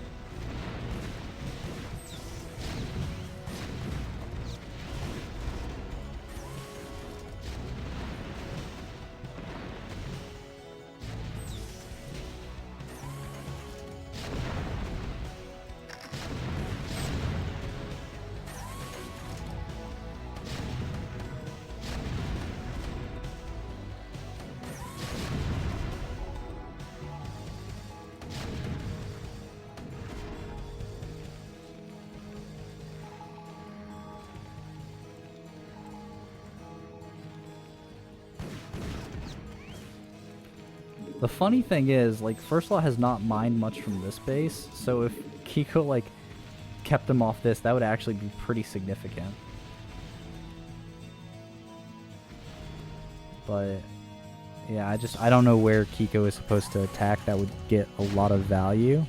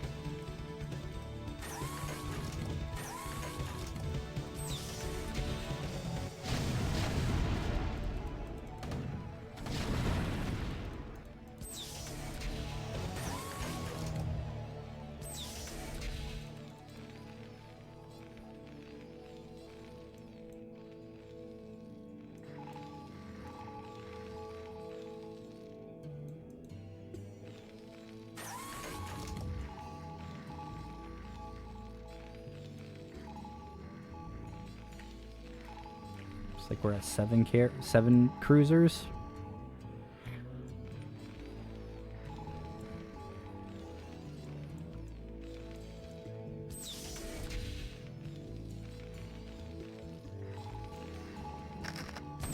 Okay, big push up into here, but I think there's enough siege tanks banked up that it won't like do anything. Yeah, this is the crazy thing though. Like, First Law has such a good setup where they essentially just need battle cruisers and siege tanks. If you know, they see Kiko is massing up Goliaths, they switch to building siege tanks.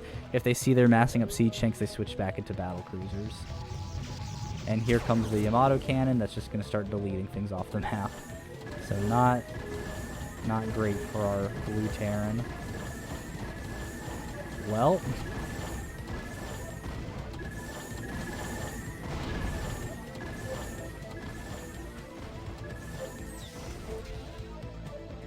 needs to bring the rest of these Goliaths down, because the Goliaths will melt through the battle cruisers if they aren't careful. They're getting really close, actually. Siege tanks coming up the ramp.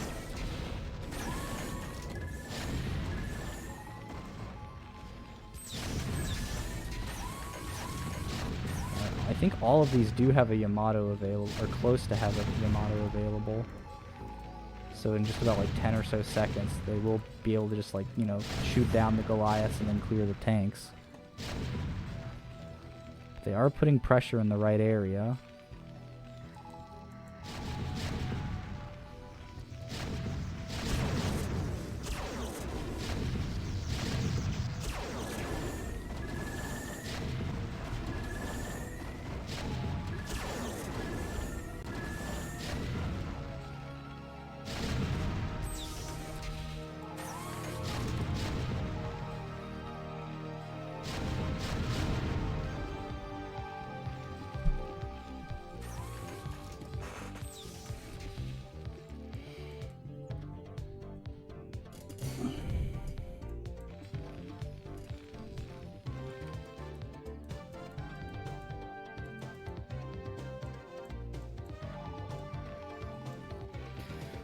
Alright, so last game lasted about 46 minutes, or the game 1 lasted about 46 minutes, and we're hitting 41 right now, so I feel like we are going to be surpassing that time. And we do have a little attack force from Kiko coming in to clear up not a lot, honestly. Like, mining is mostly concentrated in the base in the corner, which is going to be really hard for a ground force to come up and harass into. But they're going to try. It's not going to be very effective. The battle cruisers are just going to be able to overpower, but really the Goliaths, the best they can hope for is a trade. 3 more battle cruisers pop out to help finish them off, and we're looking at a total of nearly an entire control group of battle cruisers is just ready.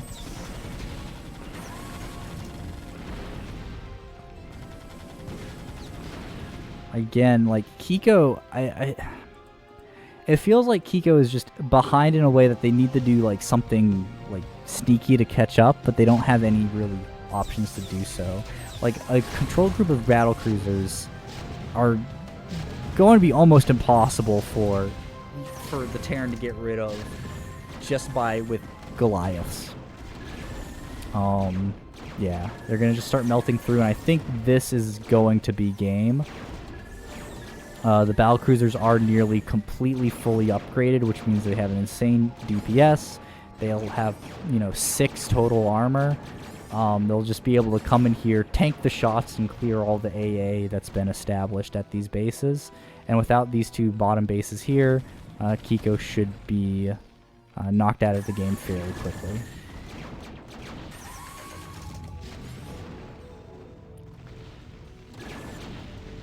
That said, we do have a massive Doom drop onto the Stargate production. Goliath sniping the battle cruisers as they come out. And I mean, which means that, SilentStorm is going to have to rebuild all of this. But, like, again, what does Kiko have? Like, once these bases fall, Kiko will have 0 income. And they'll just have what they have. And they don't have a lot.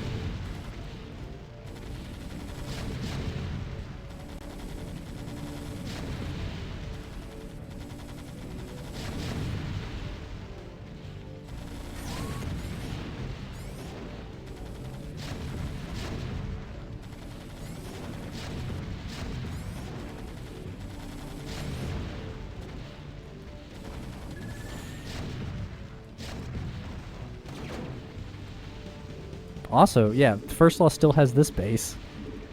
So First Law is going to be mining for a plenty long time.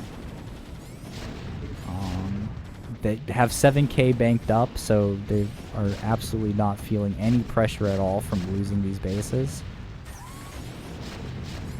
And it's like, this was a really good play, like 10 minutes too late.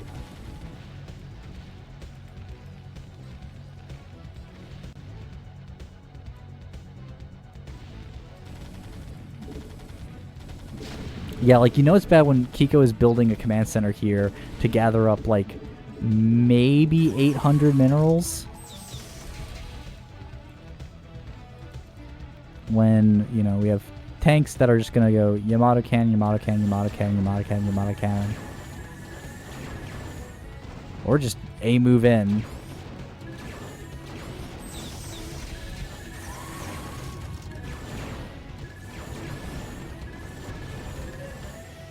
Wow, no tank.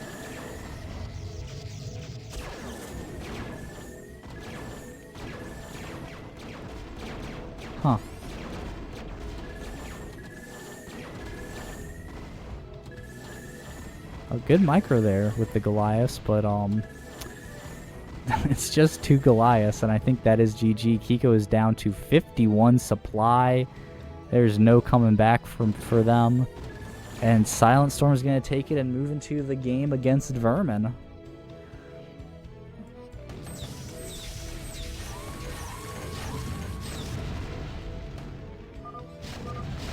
GG's. Oh, that's time I found you a co-caster. Well, I mean, have him log into the Discord. We can spend some time setting up the set. Great, man. Hey, so my OBS will just randomly start crashing. I have no idea why. Ah, right. Another OBS. I mean, I can ask Fonger to stream if you want. No, that's okay. It thankfully Yeah. hasn't happened like in a game. I think for some reason it might be because I'm tabbing out. Let me see if maybe I have a hotkey setting set up incorrectly. No. I can hear some echo, by the way. Oh, okay. That might be the stream. It might. I just turned the stream back on. Ah, right. Yeah.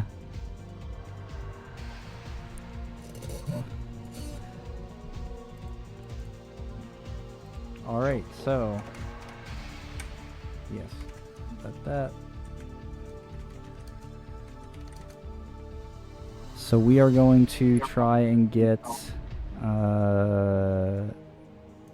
Vermin. Oh, Vermin's here. All right. So the first map for round 4 is going to be Eclipse. We can also wait for Fonger to get in stream. Let me make sure my sources are set up. All right. I'm going out then. Okay. Going Good back to luck, CSL. Y2. Thanks for knocking me out. I'm sorry. It happened by mistake. Trust me. Didn't mean to. All right. Hey, Scimo, I'm on Hey, West. Fonger. Welcome to the stream. Thank you very much. Yeah. So were you just playing in the CSL? I made it through the first round, but got knocked out 1-2 versus Y2Kid in the second. Dang. So he's off to play the winner of Javier and Surikata. So you get the loser's prize of coming in to cast the CPL Royale. I heard you've been casting a lot of the TVTs. Yeah, we just had I think like a 2-hour TVT match. One match. Kiko was in it, wasn't he? Yep, it was Kiko versus SilentStorm. They were really good games actually, and I hate casting TVT, so that says a lot. Yeah, so let's set up with our players. Okay, First Law versus Vermin. Are we?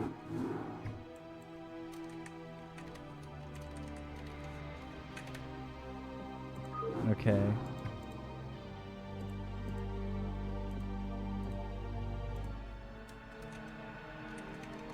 We'll set that match up, or we can wait. We can also wait for you to get into the game as well, if you'd like. If I may, I'll leave if it lags and then just watch the stream. I don't know if there's much of a delay on your stream.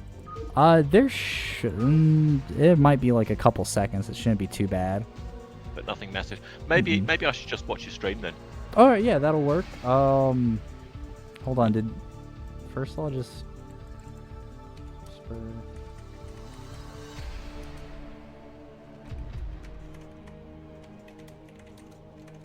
Yeah, I think First Law SilentStorm might be in Australia, and then you've got I don't know who's his opponent. His opponent is Vermin. Vermin's in the States. You're, I'm assuming, in the States or North America anyway. Yep.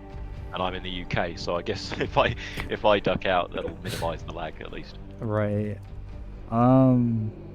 It could be good. We could stream it through Discord as well. Ozzy's recommending. So let me pull up Discord again and try that. We can try that. Nice. I know. I'm pretty sure I have some issues. Yeah, it's. I have a fucking problem with Discord screen sharing. So running. Yeah, like, no worries. I could just watch the Twitch stream.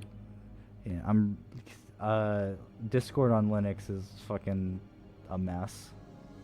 So. Oh, you're one of them. I'm one of the. Yeah. Do you have a massive beard?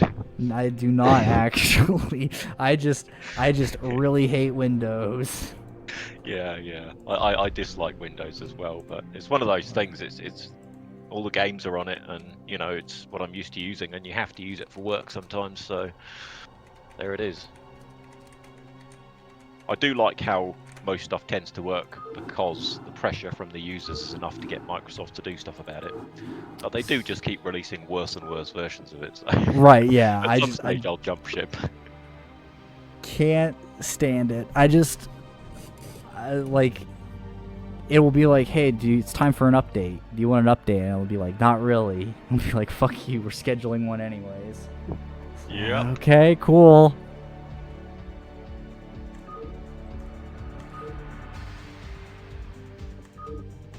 Oh, okay. One of them might already be hosting it.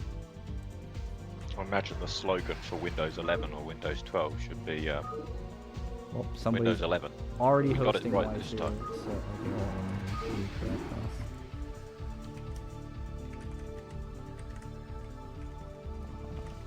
this. Oh, it's a TVZ, yeah? Nice.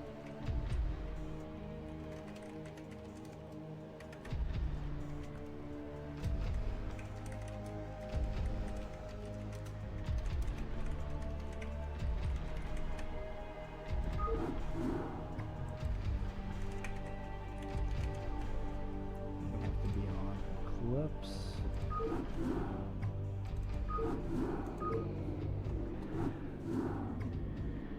All right.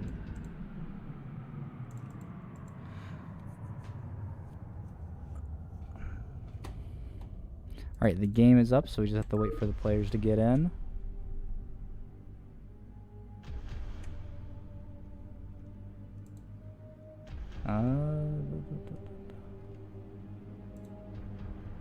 So it's first map Eclipse and then loser picks after that out of the Yep. CPL map pool. Yup. Nice. All right, first law just I got predict an 8 racks. honestly, I actually wouldn't be surprised. So first law, you know, they just played a 2-hour match. Okay, Vermin. Now we're just waiting for Vermin to join. Like they just played a 2-hour match, and I'm gonna be honest. If I played a 2-hour match, I would just be cheesing top to bottom every single game. I'd be done at that point.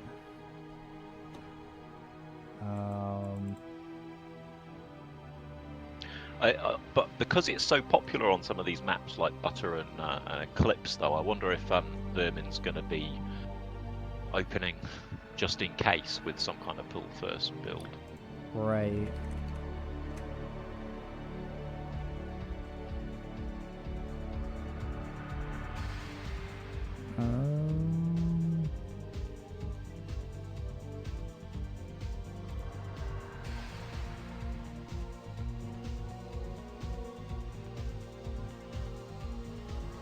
Still looking for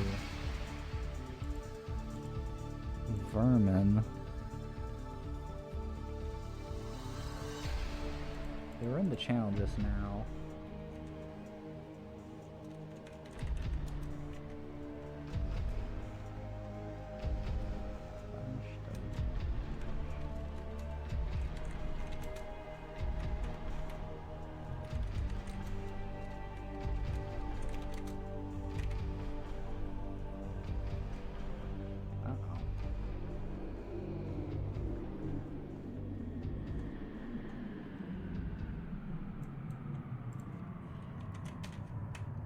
Let me see.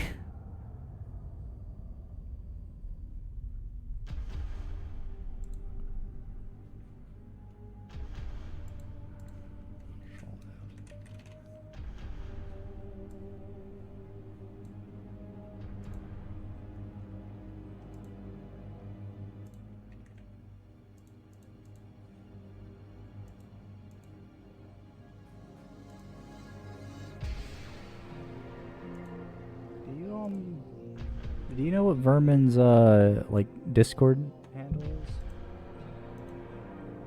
Let me check. Okay, it's Vermin hash. Oh, hang on. I'm gonna send it to you. I'll send it to you, mate. Yeah. I just was gonna message them on here because I'm not sure if I whispered the right player.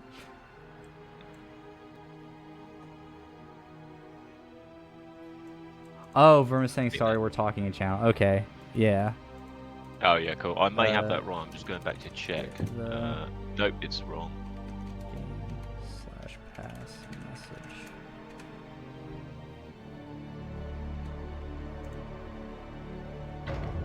Oh, there they are. All right. Thank you, Vermin. Now turn the stream off or mute it and minimize it so that you're still counted as a viewer, but just don't watch it.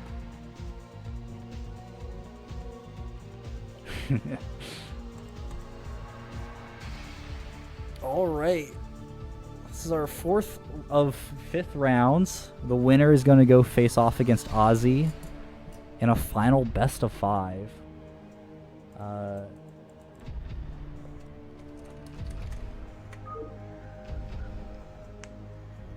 There's a tempting prize.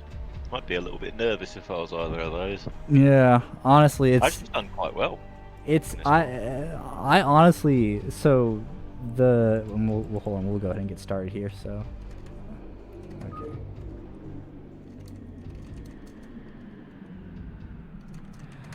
So the pattern has been the player who won the previous match is getting knocked out in their second match, and whoever's coming in is winning. So that feels like Vermin's pretty favored to win. Players in Y2 are still talking in channel. Oh, okay. But yeah. Ozzy mentioned in the chat though that he only had like 3 hours left of availability. So it's possible, like, if the games go long enough, he might just get knocked out. Well, TVZ's often over reasonably quickly, isn't it? It should be the case. Yeah. We could see. How long ago did As You say 3 hours? I think about an hour ago. Okay. Yeah, so it could definitely be interesting to see, like, how that goes. All right, looks like we're good to go. So, through 1, we'll start up the match. Switch our overlay over.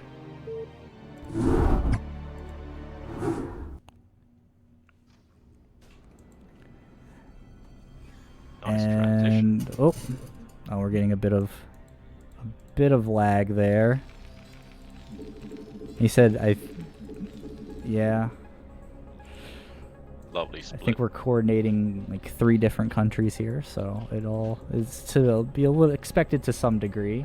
In the bottom left, as our blue Zerg, we have Vermin, and the top right as our red Terran, we have SilentStorm going by the first law in game. And it's not a 5-pull. It is not. We are not seeing a proxy, an SCV moving to build a proxy racks, which means we might have a real game on our hands. Yeah. I guess there's still time for the 8 racks, isn't there? But it's looking unlikely at this stage, because usually if you 8 racks here, you make a little bit of a semi-wall at your natural, don't you? Yep. You'll have that, or if you're, a really cool player, you send an SCV out early and build it in the middle of the map. Yeah. Overlord from Vermin, so he's not going 9-pull. Could still be an overpull or 12-pull. Yep.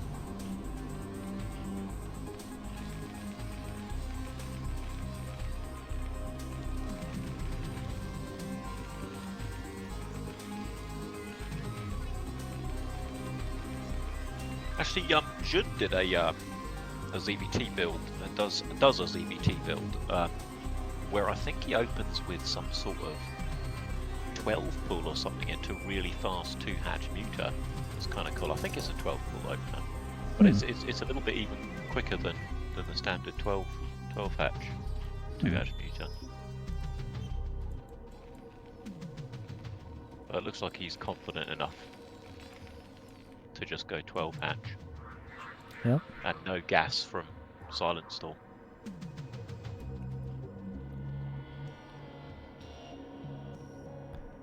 Okay. Oh, interesting to see the path that Overlord's taken on there. He's kind of sticking. I think he's kind of sticking around kind of terrain that's he can hide on, just in case he gets picked off by a marine. Yeah, it seems to be the case. I just counted out. We have about a 5-second delay on the stream there, so it shouldn't be anything too major, but just a heads up. Nice, cheers. Yeah. Yep. You're right. Yeah, it looks like the Overlord just gonna hold up on that terrain. I mean, it's a really good spot for them. The scouting Overlord is probably gonna hide in the same area at the top.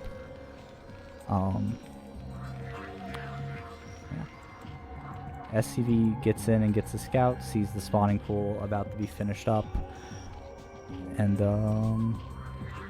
yeah. SilentStorm not going to try and pick off that Overlord with his marine. I guess he'd need the 1 or 2, and he'd need 2 marines ready to get it down, and he doesn't really want to take the risk of there being linked out or something. Yeah, because that's the thing, is if the marine gets baited out by the Overlord, there's always the chance that like some surprise Zerglings might come in and clear you out. Yeah. Also, for the viewers, if there's any issues with the audio, if either myself or Fonger sound a bit like, if they sound a bit too low coming up over the game audio, just complain in chat and I'll see it and I'll try to fix it up accordingly. Yeah. SCV getting really good scouting information. Just, you know, being annoying, forcing the Zerglings to have to micro. Yeah, he's doing well to keep that alive. It's very low on hit points, of course, now.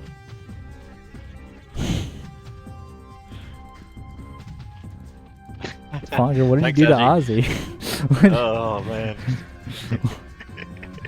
What Aji's getting all edgy because he knows he's got to go soon. Oh, he's yeah. 9-9 every game for his finals. Are we have to organize a grudge match between you two for? We already played. He beat me, so. I see. I did my special build as well, and he killed me. Oh, what's the special build? Look at these lings, though. I'm not going to tell you my special build, or it won't be special anymore. Oh, fair. Yeah, that is a lot of Zerglings. And the SCV sees them, though. Yeah, that's. Oh, they get a little junked up by the bunker, and yeah, that's a really great defense.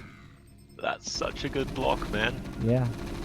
He saw it because that was about the time that he would move out with the 8 Marines 2 medics for this 2 racks of CAD sort of thing. And so if he'd done that without scouting ahead with that SCV and catching him, he would have been totally surrounded.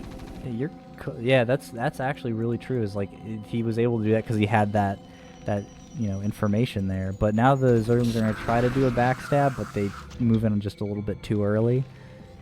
Yeah, this is a really strong Bioforce. Vermin's going to have to respect it and throw down at least 1 or 2 extra sunken colonies.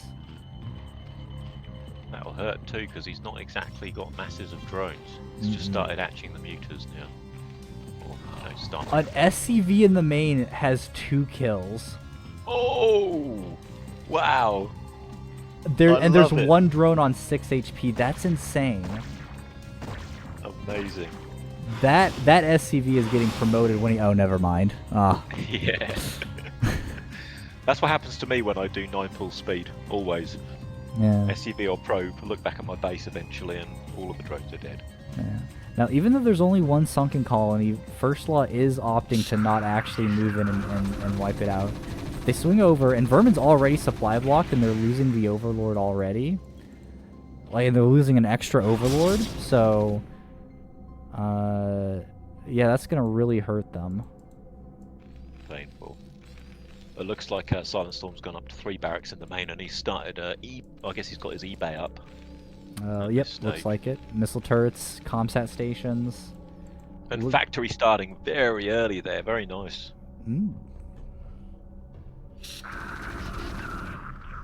Yeah, and these mules are gonna have a hard time engaging into these Marines.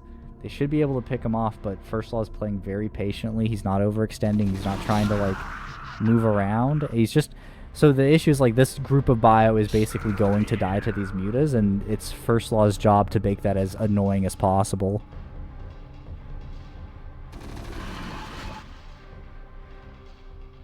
Range must be just about finished right now on the Marines, I guess. Wow, that's 2 mutas dead without picking off a single... Yeah, that is some really unfortunate muta micro. Well, And he's counting on these mutas as well, because he's still got just the one sunken at his natural. yeah, every swooping he's done has lost him a muta, and he's only barely picking the Marines off. Which means, like, First Law back at home is macroing out, like, the secondary bioforce that is the real threat. So, yeah, really good play here from SilentStorm. What the transition's going to be for Vermin, if he's going to actually go into lurkers, or if he's going to go pretty all in on the mutas. Yeah, I mean, it looks like he has to be going all in. His economy is absolutely terrible. He has no Hydra Den. He's only on 2 bases, and he only has 8 drones mining minerals. That I understand, like, you know, Zerg doesn't need as many workers as the other races, but I feel like you need more than 8. I usually have 9 for the whole game. Yeah. It's enough to make lots of Zerglings, but I think if you're making Mutalists, you need more. Yeah. I think if your game plan is to win before you upgrade the lair tech, you don't need that many, but... Very solid economy from First Law here with the 4 barracks pumping. I'm guessing +1's just about done now. Got the starport, maybe science facility on the way. Yeah, we saw this sort of in their TVTs as well, was in the games where the players kind of kept to themselves and First Law was able to kind of just macro up. His macro is really impeccable. Nice.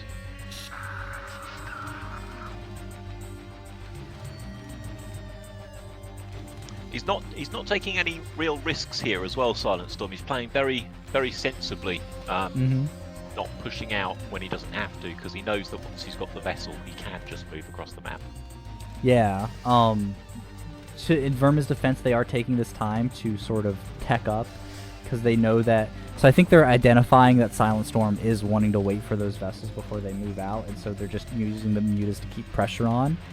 And Vermin is taking this opportunity. They aren't building any mutas, they aren't building any Zerglings, they have their Hydra Den, but they've just been building drones and buying tech. Like, they have the Queen's Nest, the Hive it's on the way. I think they just recently started it. But, I mean, that is going to be the question, though, is, like, once these vessels come out and First Law starts making their way across the map, are these investments by Vermin going to be enough to save them from the push? Yeah, I mean, the lurkers are only barely going to be out by the time SilentStorm gets to the Zerg natural, and he'll have his vessels there.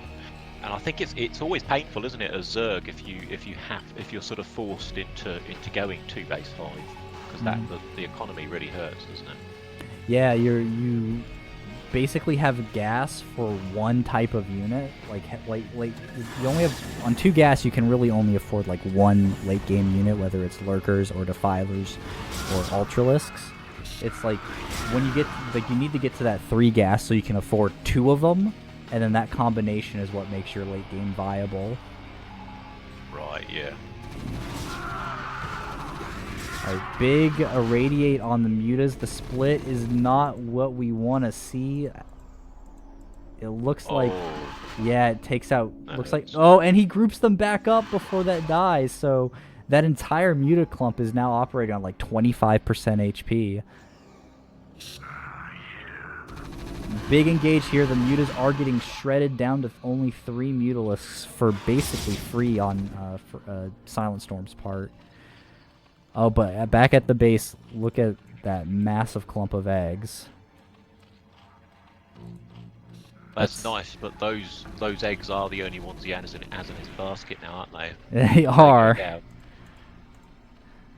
The Defiler mound is out, but I mean, what's the time to make Defilers from here, right?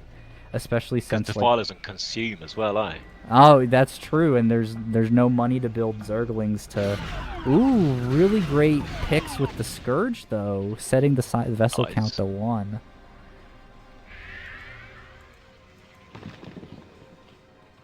I wonder if SilentStorm's going to get any tanks, because that would be kind of handy here to push in. It would, but it looks like SilentStorm is actually just going to try to pull the trigger and run in, but that lurker splash damage is going to be insane. But Vermin GG's. Great trade, honestly. There, I think that trading units 1-for-1 basically was exactly favoured. Yeah. The thing is, I don't. Was SilentStorm, was Vermin actually dead there though? Like there were 3 more lurkers popping. The Defiler was out with some Zergling. I don't know. That's interesting. I think Vermin knew that he was pretty much all in on the 2 bases, whereas the Terran had a really strong economy. Yeah, that makes a lot of sense. All right, time to see what our next map is going to be, and it is going to be Vermin's choice. So, Vermin choice for second map.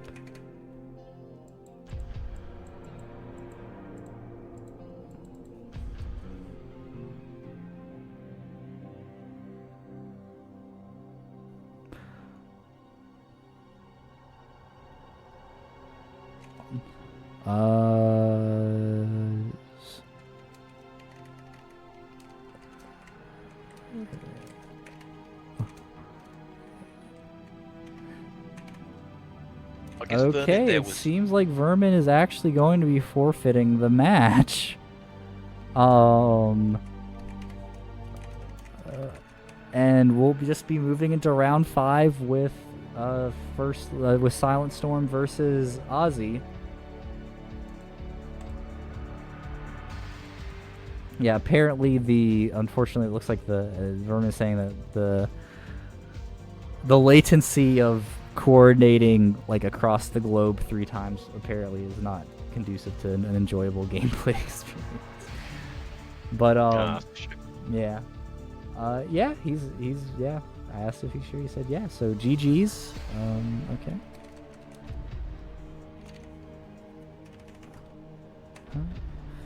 That means we have to get.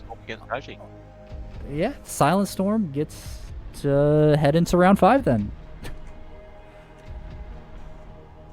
Nice. TVP is my favourite matchup. I am excited about this match. Yes. All right, Ozzy, you need to get into the game.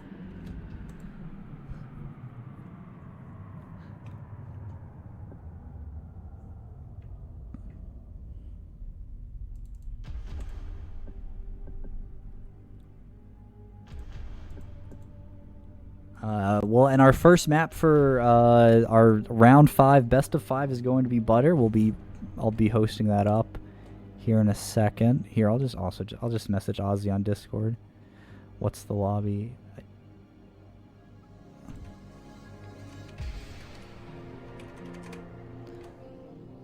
I'm interested to see if SilentStorm pulls out any aggressive 1 base openings. I don't really know much about his TVP. Yeah. Do we know, is it Butter 1.4 or 2.0 that we use for CPL?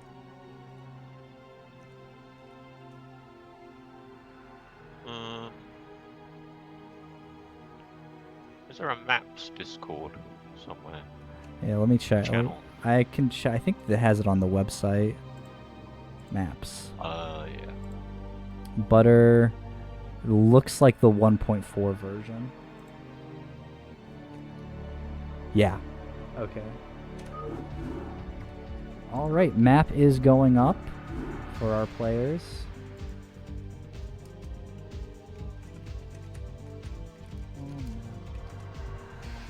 Apparently my whisper is not working.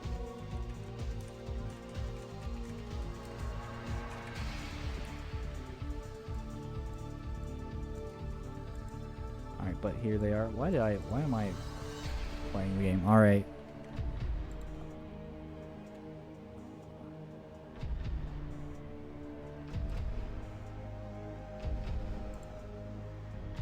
Just await Ozzy.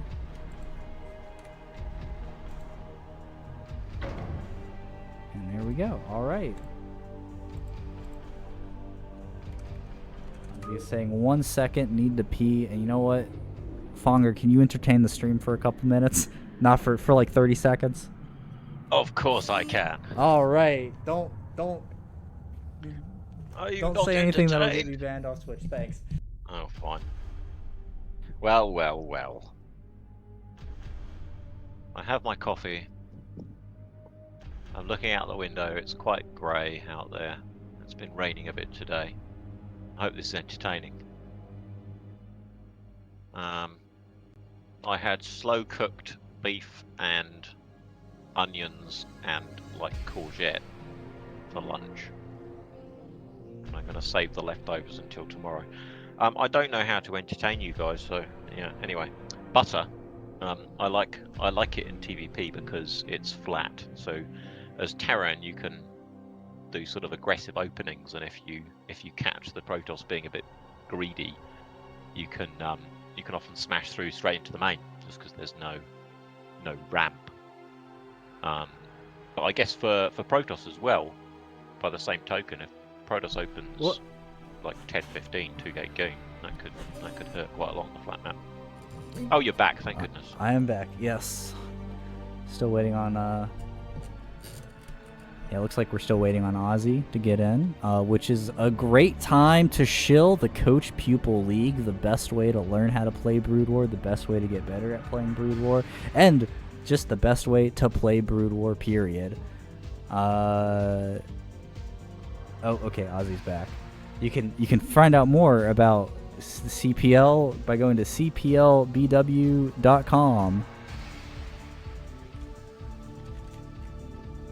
We need a little musical theme to play after those plugs, like a special CPL music theme.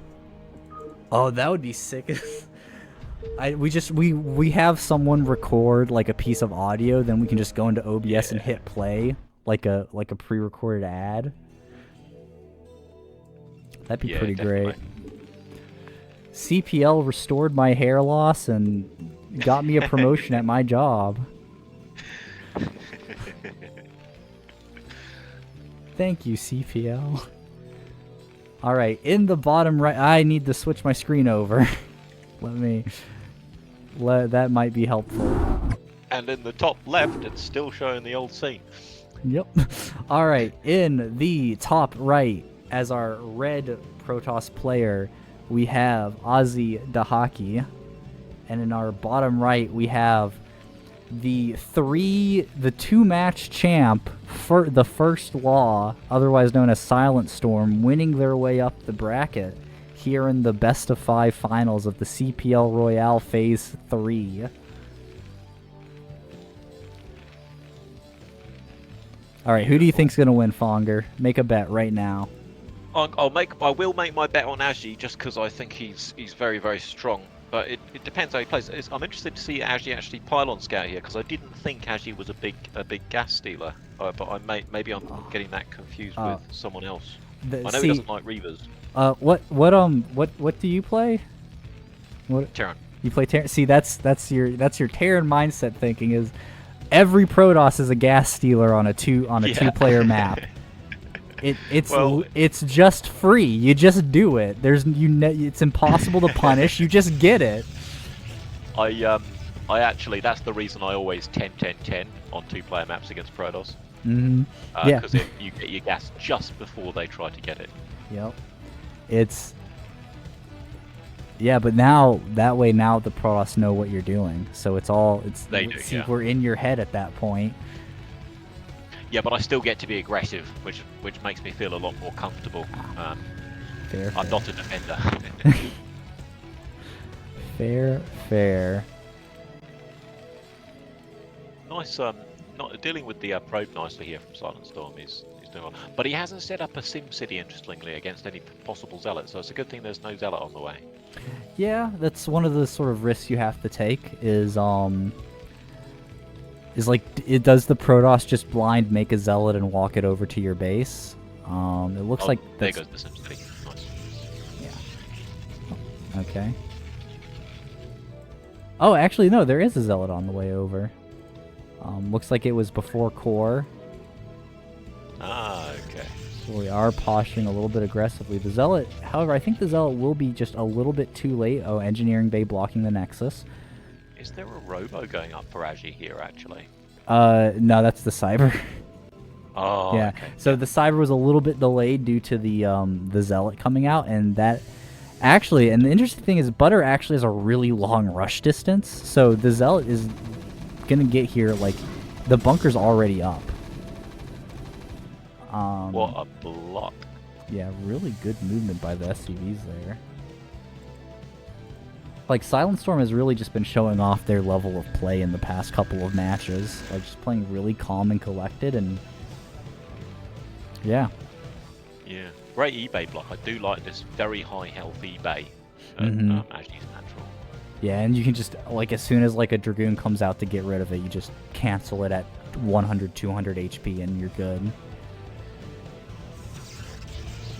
Yeah, that's interesting, isn't it? Because SilentStorm's now got his CC started well before Agi's Nexus, although it looks like he's going to take the third. Yeah. That's But interesting. He's in great That's- position. Yeah.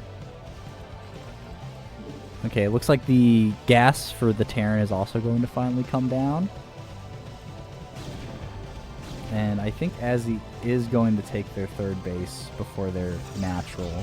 But once this engineering bay falls... Well, actually, a first thought is going to get the scout on that. Nice. I wonder if what they could do to punish that. So they're behind on a factory.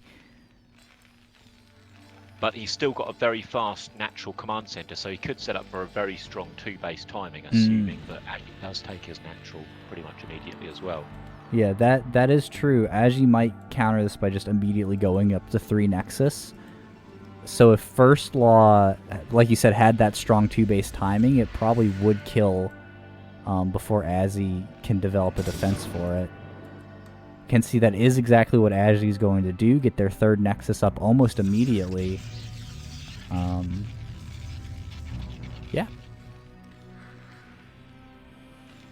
Nice. So First Law's now just going to be racing to get as many factories as he can, as quick as he can, I guess. Mm-hmm.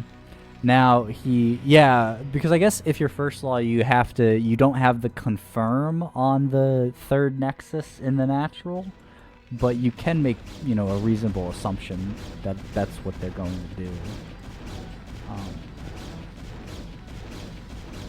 Ooh, a little bit too many SCVs repairing the bunker, which means that it's possible for Ozzy to kind of fake out the timing and maybe catch him by surprise. But, nope, okay, should be fixed up now. Factory... through 2 extra barracks being added on by SilentStorm, with something researching at the academy. I love it, I love it, I love it. Ooh. How many barracks is this going to make, though? That's the... there's the 4th one. Oh, and Agi doesn't go Reaver, and he's got a Robo on the way, so he's a long way away from any kind of storm, so this is going to really hurt. Yeah, if Azzy, goes into observers and doesn't get the Reaver... this is the coin flip, right? If Azzy does get a Reaver tech... He never gets Reavers. He never gets Reavers? He never gets Reavers. Oh, yeah. no! So this is I've never seen him get a Reaver in PvT. This is like a researched build that he's like, oh, the bunker breaks though. Oh, that is Ozzy rough, breaks the... man. That's actually insanely huge. Because now if Agi even sees one of the medics, that he knows what he has to do now, and then he does see the medic. It does get up. The Dragoons are in the natural. So Agi either has to go and start getting into Storm immediately, or bite the bullet and build some Reavers. Yeah, I'm interested to see if this will make him do that, honestly. Oh, but he's getting on top of the tank now. Yeah, these Dragoons are just doing insane amount of damage.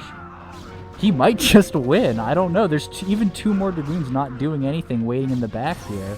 Okay, siege mode does get up, but it's so far back that it's not going to protect the command center. Again, we have 2 Dragoons not really doing much. And the question is, he sees 3 medics. He just gets more gateways, I guess. Oh, he's got 5. He's going to snipe the tank. Oh, he is. The Marines are blocking the tank. No, the Dragoons are actually backing out. Medics around. Yeah, the medic's scared of. He's like, are these just white fire bats? What's going on? Yeah. Yeah. Wow. He actually. Yeah. If he had just like kept going forward and killed that tank, this would have been game pretty easy. Like at this moment, like that was a possible moment for it to be over. We still have no anti-biotech, no Citadel, no Robo, just more gateways. Yeah, I guess Agi's a very good BGH player, so he's actually very used to fighting against Bio, and so I'm wondering if he's just that comfortable with his goon zealots against Bio that he doesn't feel he needs any extra tech. That could be it. I mean, you micro them correctly and Dragoons are really good, but if the Marines have stim and they can get on top of the Dragoons, like... Looks like they don't have stim, they just have range. Really great micro here from Agi, kind of, just getting up, setting up a really nice arc, getting up to the high ground to engage them, but the Marines do have stim, they're getting on top of the Dragoons. The medics are, basically topping them up. And yeah... In the back, we have another 5 Dragoons sort of rallied out. And yeah, this is a Bioforce with 2 tanks with siege mode. And Agi's just going to be spamming out Dragoons. His Citadel is about to be finished, so he will have Templar tech at some point. But yeah, that's Huh. That was costly getting up that hill, but he has got the position he wanted now, I think. Yeah, you can siege the tanks up to buy space for the bio, which then buys space for the tanks. And like Agi can do a lot of things. They can try to like maybe put pressure on the third base. Or, I'm sorry, SilentStorm can try to put pressure on the third base and cut it off from, Agi's main force. But that is a lot of Dragoons setting up in a really nice surround. If SilentStorm... Oh, but Agi is going to try to get on top of the tanks while they're unsieged. The Marines are tanking a lot of shots, but there's just way too many Dragoons here. The Marines are falling, but the tanks are sieged up, and they might... No, that's it. That's Agi. His macro is insane, actually. A reinforcement, like, platoon of Marines comes up, but the medics, can't heal them fast enough. And SilentStorm is going to have to completely retreat. And Agi, who needs tech to Haki? Yeah, like, okay, you're going bio, which is supposed to counter Dragoons. What if it doesn't? Did you consider that? But as Erob's saying in the chat here, losing that bunker was so pivotal, so crucial. That's very true. Because SilentStorm had to spend so long defending that, and that was supposed to be time that was spent punishing Agi for going 3 Nexus. Yeah. So I guess the question is, like, where is the game? So we have the Templar archives up, and where does the game go from here? SilentStorm getting their 3rd base up to match Agi. Agi has a probe in position for their 4th in the top right. Now she's got an observer checking for the 3rd base as well, so he's going to see it going up, and he will be able to deny it, I think, with the map control he has. Yeah. Oh, did he see it? It was really interesting. Yeah, he might have seen the SCV on the edge, but he definitely didn't see the actual building itself. Okay.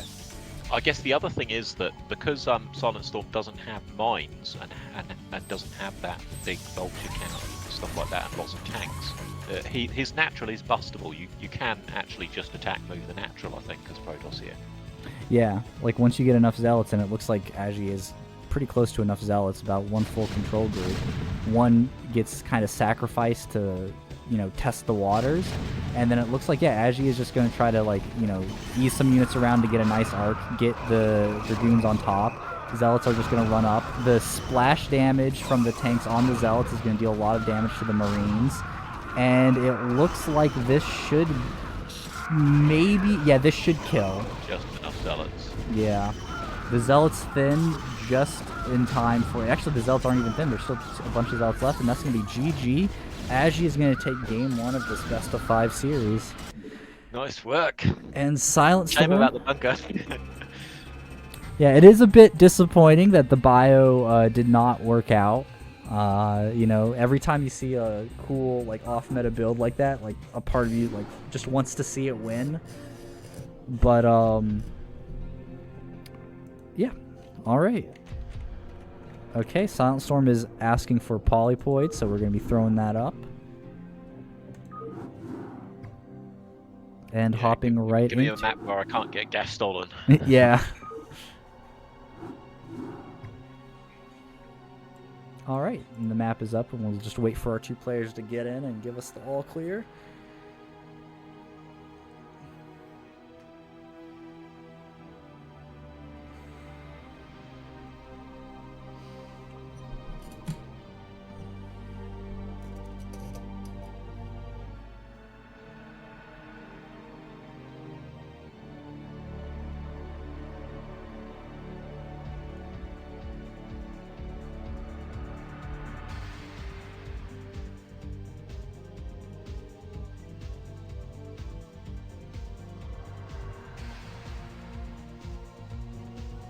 Alright. I do wonder if SilentStorm's going to want to perhaps do a rack CC opening here.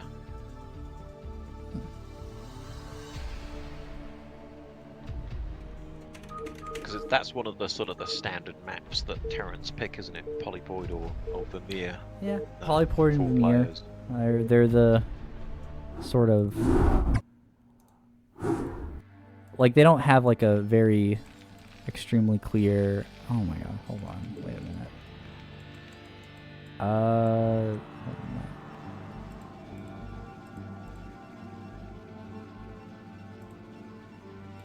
For some reason, when my OBS crashed, it reset my scene settings. Let me just go ahead and fix that so that we can see stuff in the game. And in the top left corner, as our blue Protoss, this time we have Agi. And our red Terran is in the bottom left, SilentStorm. And yeah, I think, you know, like, Polypoid and Vermeer are kind of in that style of, like, it's just the most standard map possible. Yeah. And those tend to favor Terran a little bit. Or at the very least, they tend to not favor Protoss, I guess. I think Polypoid is pretty even. Yeah, it's quite a nicely balanced map, isn't it? Mm-hmm. I'm interested in the starting positions here, because against any other Protoss, I'd be quite happy with SilentStorm's starting spot here, because he can't be easily dropped in his main with a Reaver. But Agi's not going to make any Reavers, so that doesn't matter. Maybe Storm Drop becomes important, though. Yeah, that's true. Maybe they just yeah, like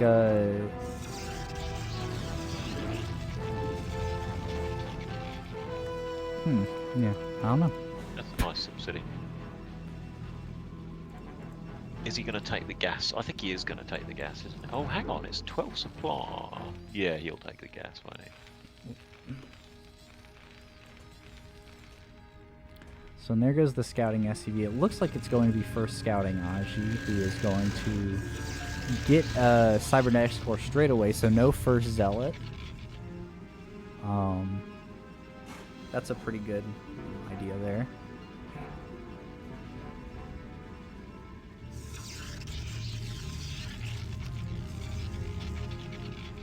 So I guess Agi's probably going to do sort of like an early Nexus opening, isn't he? 21 Nexus or something like that is something that I think I've seen him do a few times. Yeah. Is that his first scouting probe, isn't it, for Agi? It is, held yes. off on scouting for a while. Scouting off of Gateway, and he is going to... Looks like he's going to be last scouting SilentStorm. Seeing the timing of that SCV though, he may actually cross scout when he sees that top right's empty. Maybe. That's true. Aji's a good player, and he might recognize that, you know, the SCV can't scout him that fast unless it's... well, no, looks like he is just going to do the full scout just to be safe.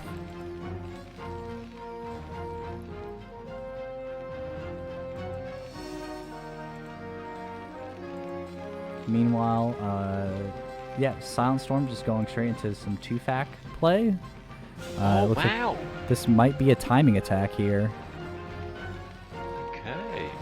He had only the one on gas as well for a little while there, but he's gone back on it now.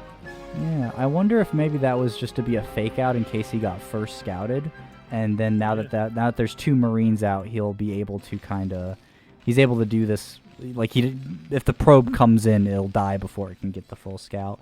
But the Dragoon is coming down, and it's going to see that there's no expansion, no bunker. So this should be Ozzy's indicator that... Oh, but the bunker is coming down. So I wonder if this is just...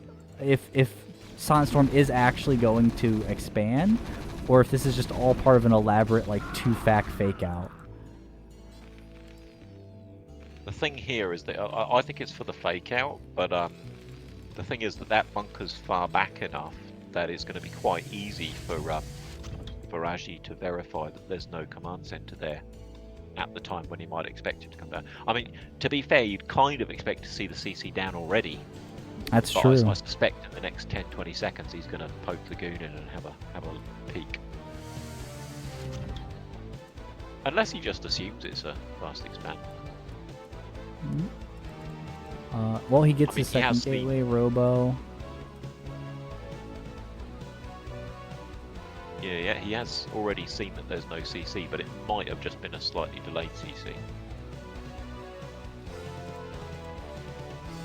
Yeah, and this is... machine shop. Is this Jojo? 3 tanks, some vultures? That does seem to be the case. There's the second vulture, and I'm assuming the third one's going to be here. So isn't it standard? It's like 3 tanks and then siege mode, and then you get vulture speed and just pump vultures out to, you know, keep the attack going.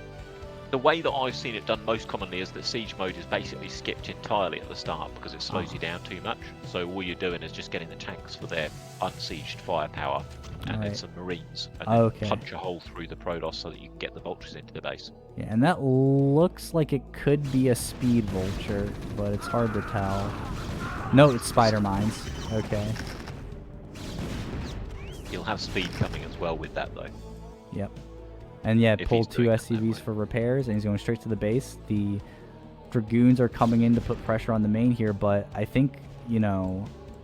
Yeah, it looks like SilentStorm is just going to, you know, try to call the bluff and go straight into Aji's main.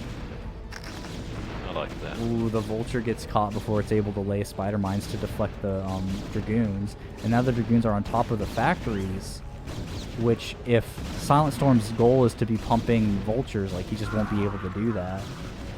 Oh, no, he needs those mines. But he's putting pressure now on the Protoss natural. Yes. And he does have siege mode just finished up. And I guess, yeah, we're wondering, like, what is Ozzy's plan here?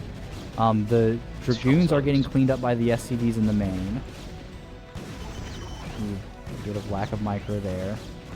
I mean, he did kill a good number of vultures before they could, you know, come up and lay mines. But, I mean, there's a bunker down, a missile turret is coming up just in case Ozzy was, like, going Dark Templar, and that would counter this. But, yeah, the Dragoons are, like, gone. This is, at the very least, it's a successful contain.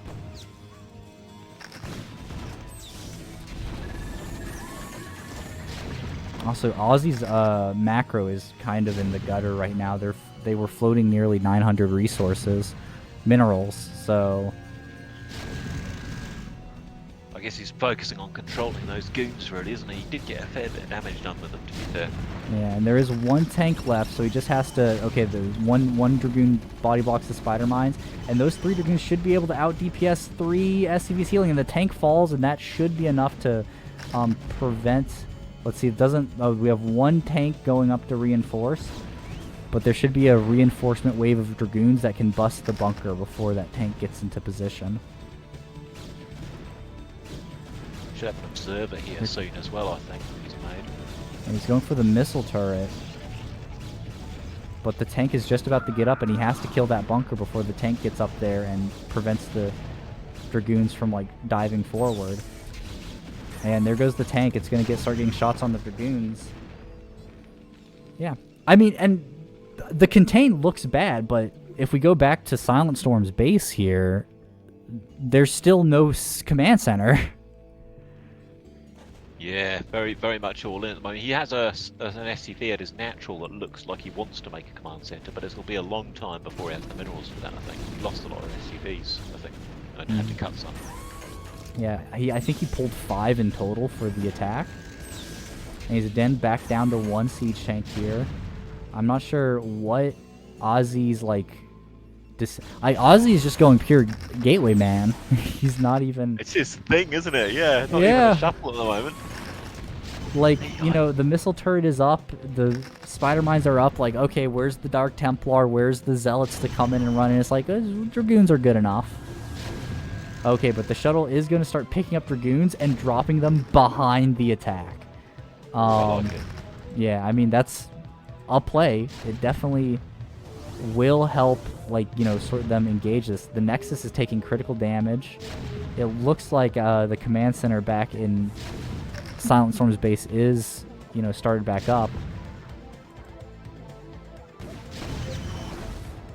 That siege tank is in such a great position that it's able to snipe the Nexus there. But the backstabbing Dragoons get the siege tank out. Wow. That's so good. Yeah, okay, never mind. Ozzy is actually insane. Like, this is pure, like, the true gateway, man.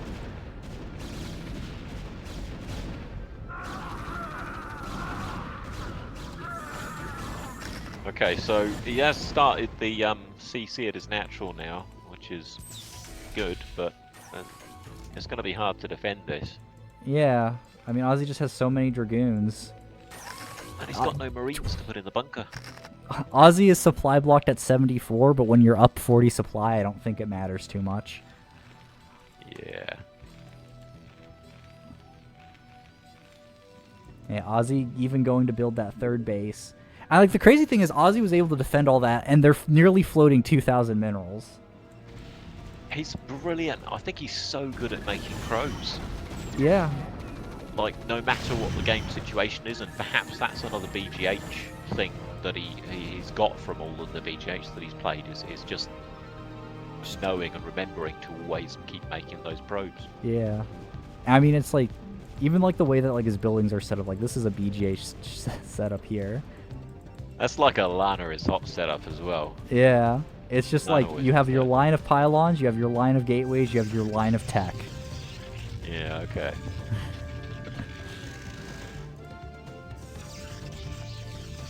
Yeah. Ajitahaki, every map can be fastest if you want it to be.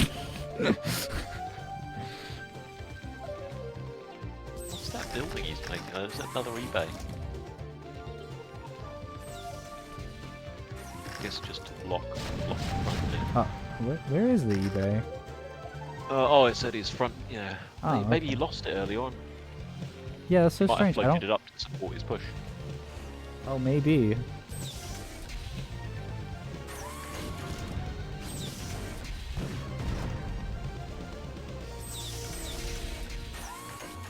Yeah, you're up. Yeah, I reckon. Yeah. So I wonder what it looks like. SilentStorm just wants to push out and secure his 3rd at this stage. He knows he's in a very tight spot, but he's still got a puncher's chance, as it were, by getting to the 2-1, Yeah. 200 tank if he can survive.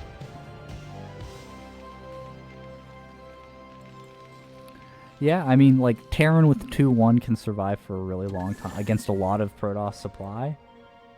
Ozzy's getting a 4th base in the top right. Oh yeah, he knows where the game's at. Yeah. I think, like, this is just... Like, the Game 1 and Game 2 really just show, like, the power of, how good just macro is. Ozzy has not made anything other than Zealots and Dragoons and Observers. But his macro is clean, his positioning is clean, and that just seems to work against like army compositions that it's not supposed to. Just because like when you make your like positioning decision and your attack decisions, like if they're right, they'll just clean up the opponent. I really like he pulled these Dragoons back to like defend the space. He's actually getting a 5th base as well. So like Ozzy is just he's kind of recognizing like that he's so far ahead in economy that like SilentStorm can't push out and like sustain an army like pushing out, that he just gets these bases for free. Now Vulture does get in and scouts all of this, but that's nice. Yeah. But it's that thing, isn't it? Whereas as Terran, you're like, oh, phew, finally got my 3rd base down. Okay, now I'm all right. And then Protoss has got, you know, six bases. Right. Happily making carriers. This is why I always 2-base all in. Right. It just. Yeah. Yeah. I mean, honestly, like if you're SilentStorm, I would be going into game 3, be like, play on Sylphid. I'm gonna proxy the barracks and bunker rush you, and like that's just the game. Because like Ozzy is it's just showing like just such good. And we are actually is going to be going into Arbiters, but he's such good just fundamentals at gameplay that he doesn't have to do anything fancy. He doesn't have to like, do a cool drop in your main or whatever. He just has to play to his outs and just win. Yeah, it's a bit Quark-esque on the macro side of things. Like not fancy heaps of APM and everything, but just making the right amount of probes and massing up the right number of gateways and units. Yeah. I mean, it shows how powerful game knowledge is as a skill. Where like you can make up for like so much actual like mechanical execution by just knowing what to do and when. Which I mean, Ozzy seems to have pretty good game knowledge and pretty good, mechanical execution. So he's just running away with it. Erob asking if the winner of this versus Exit will be after this. I don't believe so. I think this is our last match. It's our best of 5 match for the day. But, that's up to Y2Kid, I guess, depending on what the format of the Royale is. So is how are upgrades for Terran looking? Do we have +1 yet? And do we have a science facility? Nah. Okay, yeah. Oh, that's rough, man. That is so rough. Protoss at 200 before you've even got the... Oh, okay, there it goes. Alright. But still, like, +1 on the Protoss who's, Arbiters are coming out. They have enough Zealots. They have the large Dragoon army. They're 2 bases ahead of you. Like, I don't know.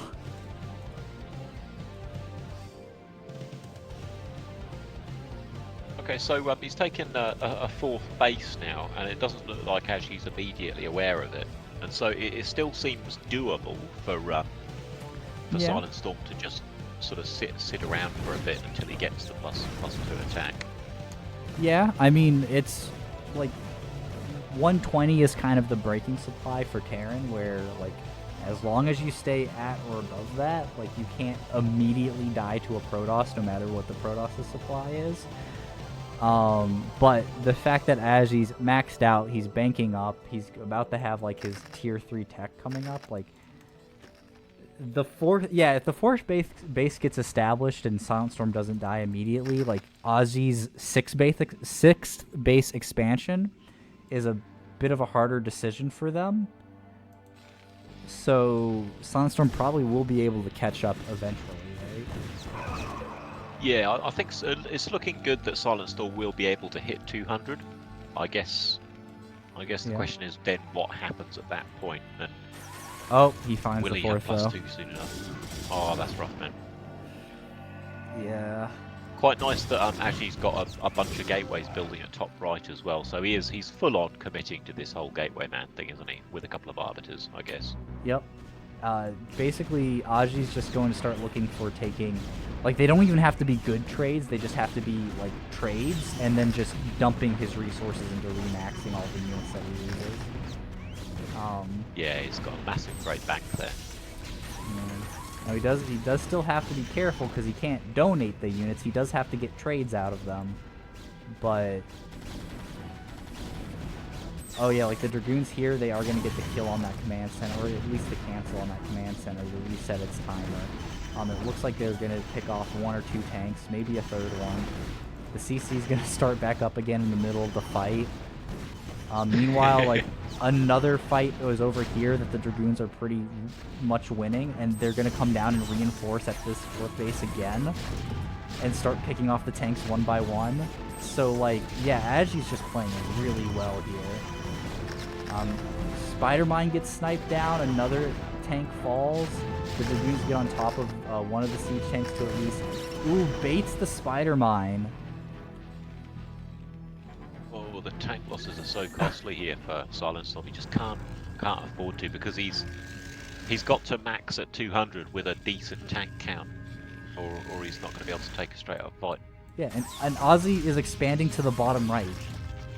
And SilentStorm just doesn't really have the army to attack into that, because now if he's positioned to attack into that, we can see Aji is just going to come in from behind and flank all the tanks and get the complete kill on all of them.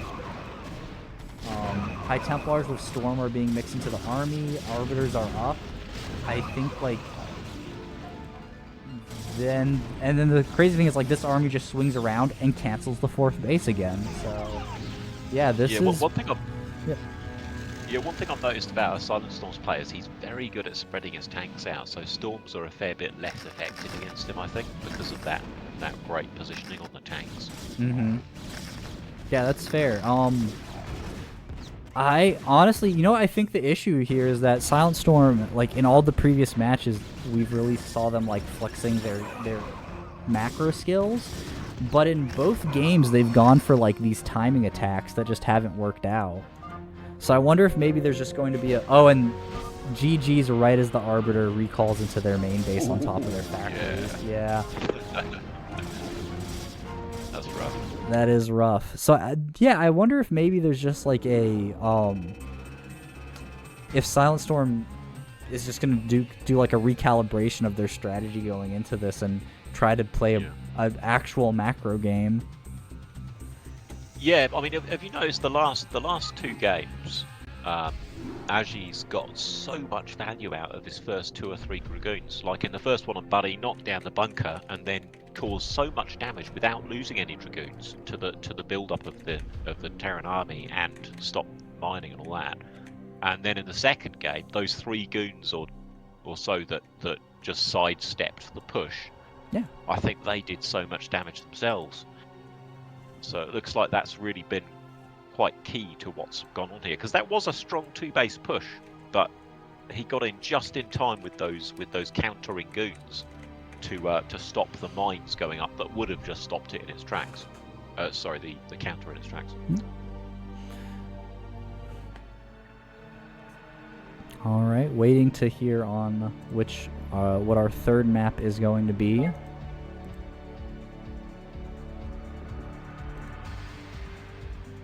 Sylphid. I reckon it's going to be Sylphid or Vermeer. Actually, no, it's going to be Vermeer. Yeah, I reckon, like, it has to be... I think... Yeah, it'll be Sylphid if he wants to try to do, like, a Turbo Cheese, and Vermeer if he wants to play it out a more standard macro game. We love the Turbo Cheese. Yeah.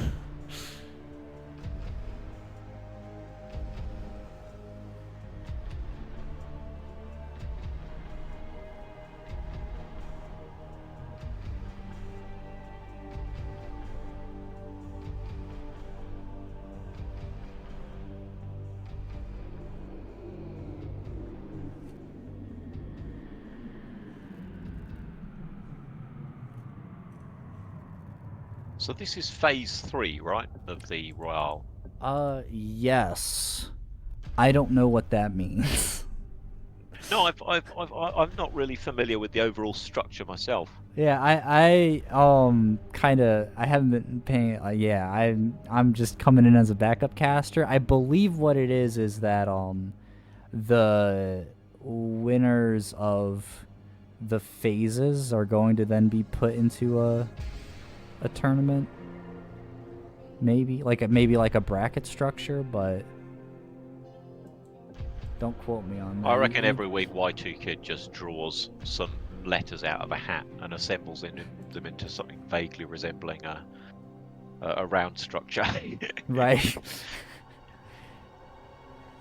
I need to actually. You know what? It's just that I've looked at the website and it was described there, I think, but it was quite a text heavy thing, and I'm just used to pictures, you know. Right. Well, we are still waiting on SilentStorm to make their third map decision, so hey, that'll be something. Let's see what our viewers can expect. Let's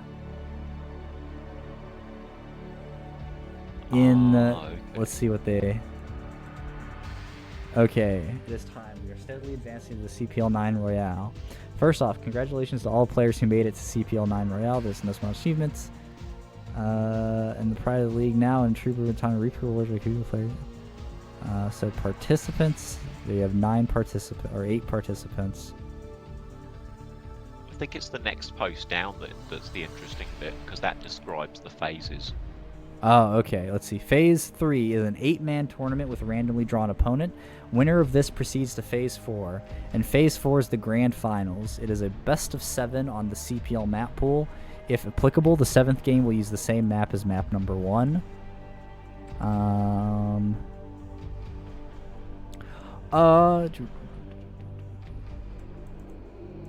That's nice. Okay, so yeah. Far we're looking pretty good for yeah.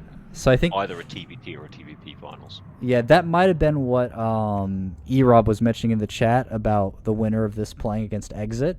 I think Exit might have qualified for the grand finals, so Phase 4 is going to be the winner here playing against Exit.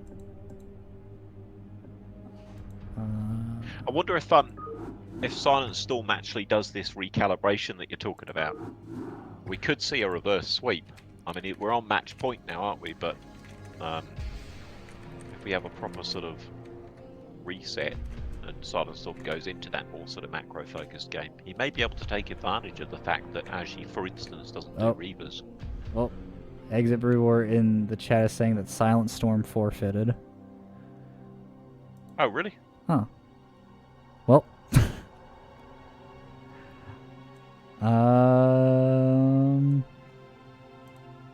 Okay, well, Ozzy takes it then. It's a bit anti. First loss today.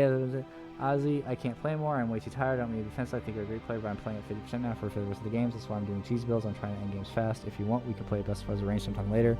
But I can't play anymore. Way too tired. GG's. Unfortunately. That's a shame. Yeah, it's a bit rough when the time zones kind of clash too much like that. Yeah, that is one of the unfortunate things about setting these up is that CPL truly does have like people from all over the world. Sometimes matchups just are really hard to schedule.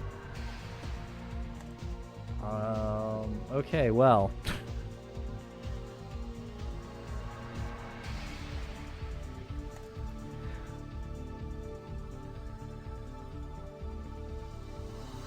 Congratulations to Aji. It sounds like it. Yeah, well, I mean, hey, really well played. I liked the 2 factory try in that last game there. That was looking really good, but just such good control there with the early goons from Y2Kid. You get such good value out of them. Yeah, I mean, and then just into that, massive late game macro. Yeah, it was just really just solid play. Yeah, it wins games.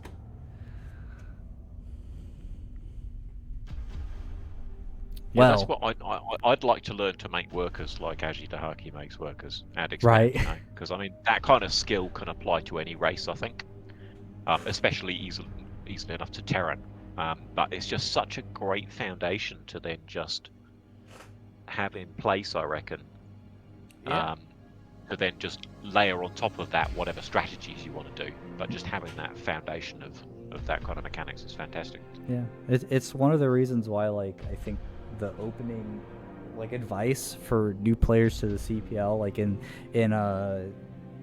tier 3 is just like never stop building workers. And the reason why is because it's like drilling in, because like when you're in tier 3, like you'll build workers and you think you have enough workers, but you have like 30 less workers than what you actually need. Yeah. So your metric is to just never stop building workers, and you'll, yeah. It's a really good yeah. All right, well, that about wraps that. I guess that we'll wrap it up. I don't know. I feel like we should do something like just to end the stream, like, you know, it was a little anticlimactic, so maybe we should just do something to end the stream. Let me see if we could Scimo versus Dahaki. yeah. Agi, wait, what's Agi's endgame at Dahaki? 1v1 me, bloodbath, coward. I don't know. Oh, I like that.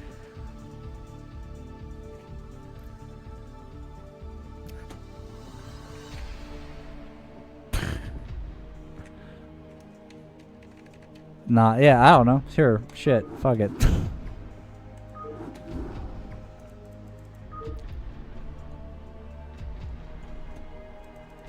Do you want to get in on that? We could just host a fight. We could host a bloodbath, free for all. That's the end of the stream. It's the CPL, CPL bloodbath. Oh, I love it. I love it. I love it. I love it. All right, let's see. I'm down for that. Go. All right, I have. It's. You're set to. Oh shit. Okay. Whoops. I should probably not be set to D&D then. CPL Royale Bloodbath.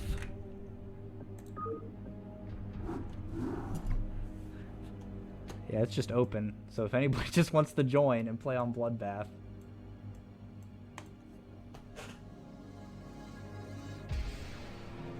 Alright. Right, I'll turn it off. I better pause the stream. That would be a bit unfair. It's Bloodbath, who cares? Even if you know what your opponent's doing, it doesn't really. You know what? Let's go. I like that random. Love it. Oh yeah, alright, random. Alright, what happened to a 1v1, huh?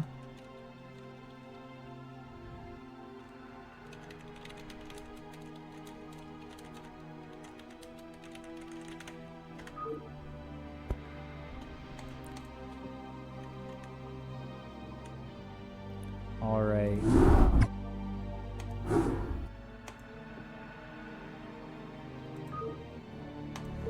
Don't forget to change your scene. Yep, we're in there. Oh, you're This in it, is you're an in it. official Coach-Pupil League sponsored match of Bloodbath. Yes, sir. Orders, Captain. Orders received. Not Yes, enough sir. minerals. Not enough minerals. I Not read you. enough minerals. Not enough minerals. Not SCV enough good to go, minerals. sir. Report Oh, for I just duty. clicked stop on all my SCVs. Affirmative. Oh, now I know what race you are. I meant Zerglings. I meant, wait, shit. Not enough minerals. Not enough Report for minerals. duty. Not enough Orders, minerals. Captain. I read you. Orders, Captain. Not enough minerals. Not enough minerals. Yes, sir. SCV good to go, sir. Yes, sir. If Ashley random into. Problem is that Ashley's good with pretty much all the races. Like he does them random Roger that. on BGH. Oh, somebody's red. Wait, who is this? Who's pink? SCV good to go, sir. Orders, Captain. Not enough minerals. Yes, sir. Report for duty. Report for duty. Yes, sir. Oh no. Report for duty. All right. I think the thing is that even if Agi is real good, I don't know that 2v1 is fair on this map. You know? It's not. We could just send our workers across like immediately and wipe them out. I read you. Reporting for duty. I read you. Roger that. Orders received. Yes, sir. Yes, sir. Oh shit! Yes, sir. I need to build a supply depot. I meant a pylon. Affirmative. Roger that. Affirmative. Orders, Captain? Yes, sir. Orders received. Additional supply depots required. Additional supply depots He's Zerg. required. Yo. So are you? Oh, that's bad. I read you. Orders, Captain? Roger that. Affirmative. Finished. Uh-oh. This is not good. Oh, I was all geared up to fight against Protoss with my SimCity. And there's And there's art. Did you get hit with the Zerglings? Zerglings, yeah. Oh no. I think I can survive though. Right away, sir. Affirmative. Right away, sir. Affirmative. SCP good to go, sir. Standing by. I read you. Affirmative. Oh man, I do not know the Terran hotkeys at all. S for SCV, M for Marine. It's quite straightforward. You don't need more than that on this map. Yes, sir. Reporting for duty. Roger Not that. enough minerals. Orders received. I read you. Roger Not that. enough minerals. I read you. You want a piece of me, boy? Give me some of this shit. Orders, Captain. Additional supply depots required. Reporting for duty. Right away, sir. Additional supply depots required. Orders, Captain. Orders received. Piece of me, boy. Additional supply depots required. Job finished. Additional supply depots read you. required. Roger that. Job finished. Yes, sir. Orders received.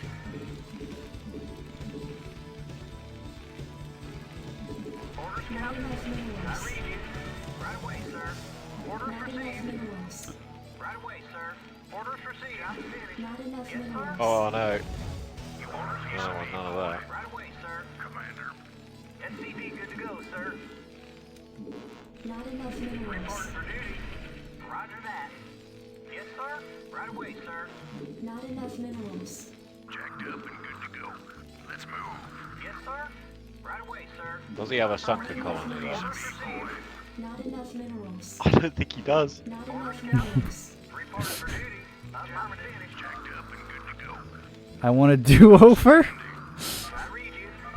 I believe 2v1 when you said it. Reporting for duty. Orders, Captain. Okay. Standing by. Standing by.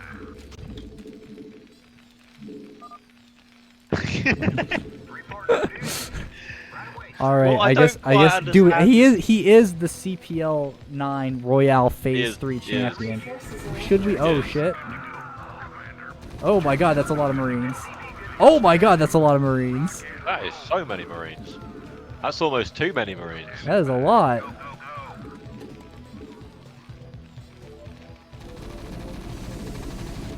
Right away, sir. Jacked up and good to go. You know what? I've never bunker busted with Marines before, but I think I can do it. Yes, sir. Reporting for duty. Oh no! Let's Maybe go. not. I think that's it. I, Well played. GG. I can't. I went kind of all in there. Yeah. I thought I could bust it, to be honest. Not quite. That's SCVs repair pretty fast. All right. They do. All They right. do. Time for CPL Bloodbath Part 2, I guess. Matches up.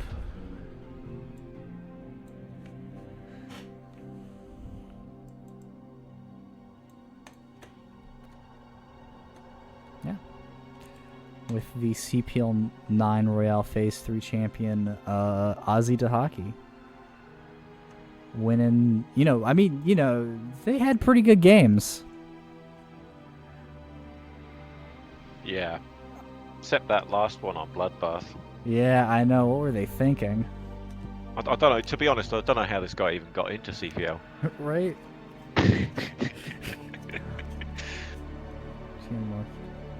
Well, this is somebody.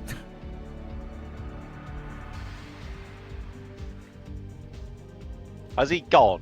I think he's left to go and play BGH, you know. Oh yeah, I probably should. Yeah. I'll have to start kicking people. Yeah, he's gone. He's playing a ladder game or something. Oh. Betrayed. Alright. Well, Bloodbath is canceled. We're done here. Thanks for coming and watching the stream. Remember, you can go to... Oop, that's the wrong thing. You can go to cplbw.com to sign up and learn more about the league. Additionally, you can hop on to...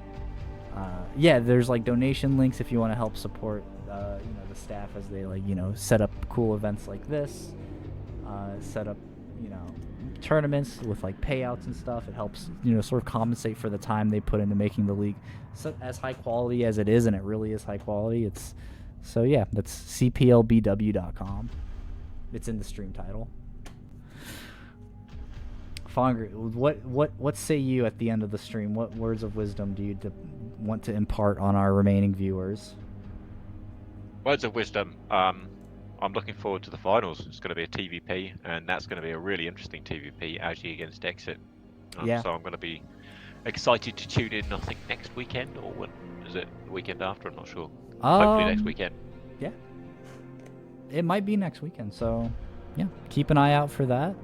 The easiest way to know that it's coming is to join the CPL Discord channel, where the link is on cplbw.com. That's cplbw.com. You get 10% off your first order of... I don't fucking know. That's the music. Yeah. That's where we start playing our little our intro thing. No credit cards required. 0% APR financing. Yeah. Yeah. All right. We're done. We're going to an outro. There we go. Bye. Thanks. That was good fun, mate. Yeah, thanks for helping with the cast, man. Take it easy. Yeah, cheers, man. Cheers. That was good. There's a pity about the forfeits, but there it is. Hey, yeah. Sometimes it's hard to schedule time zones, so yeah.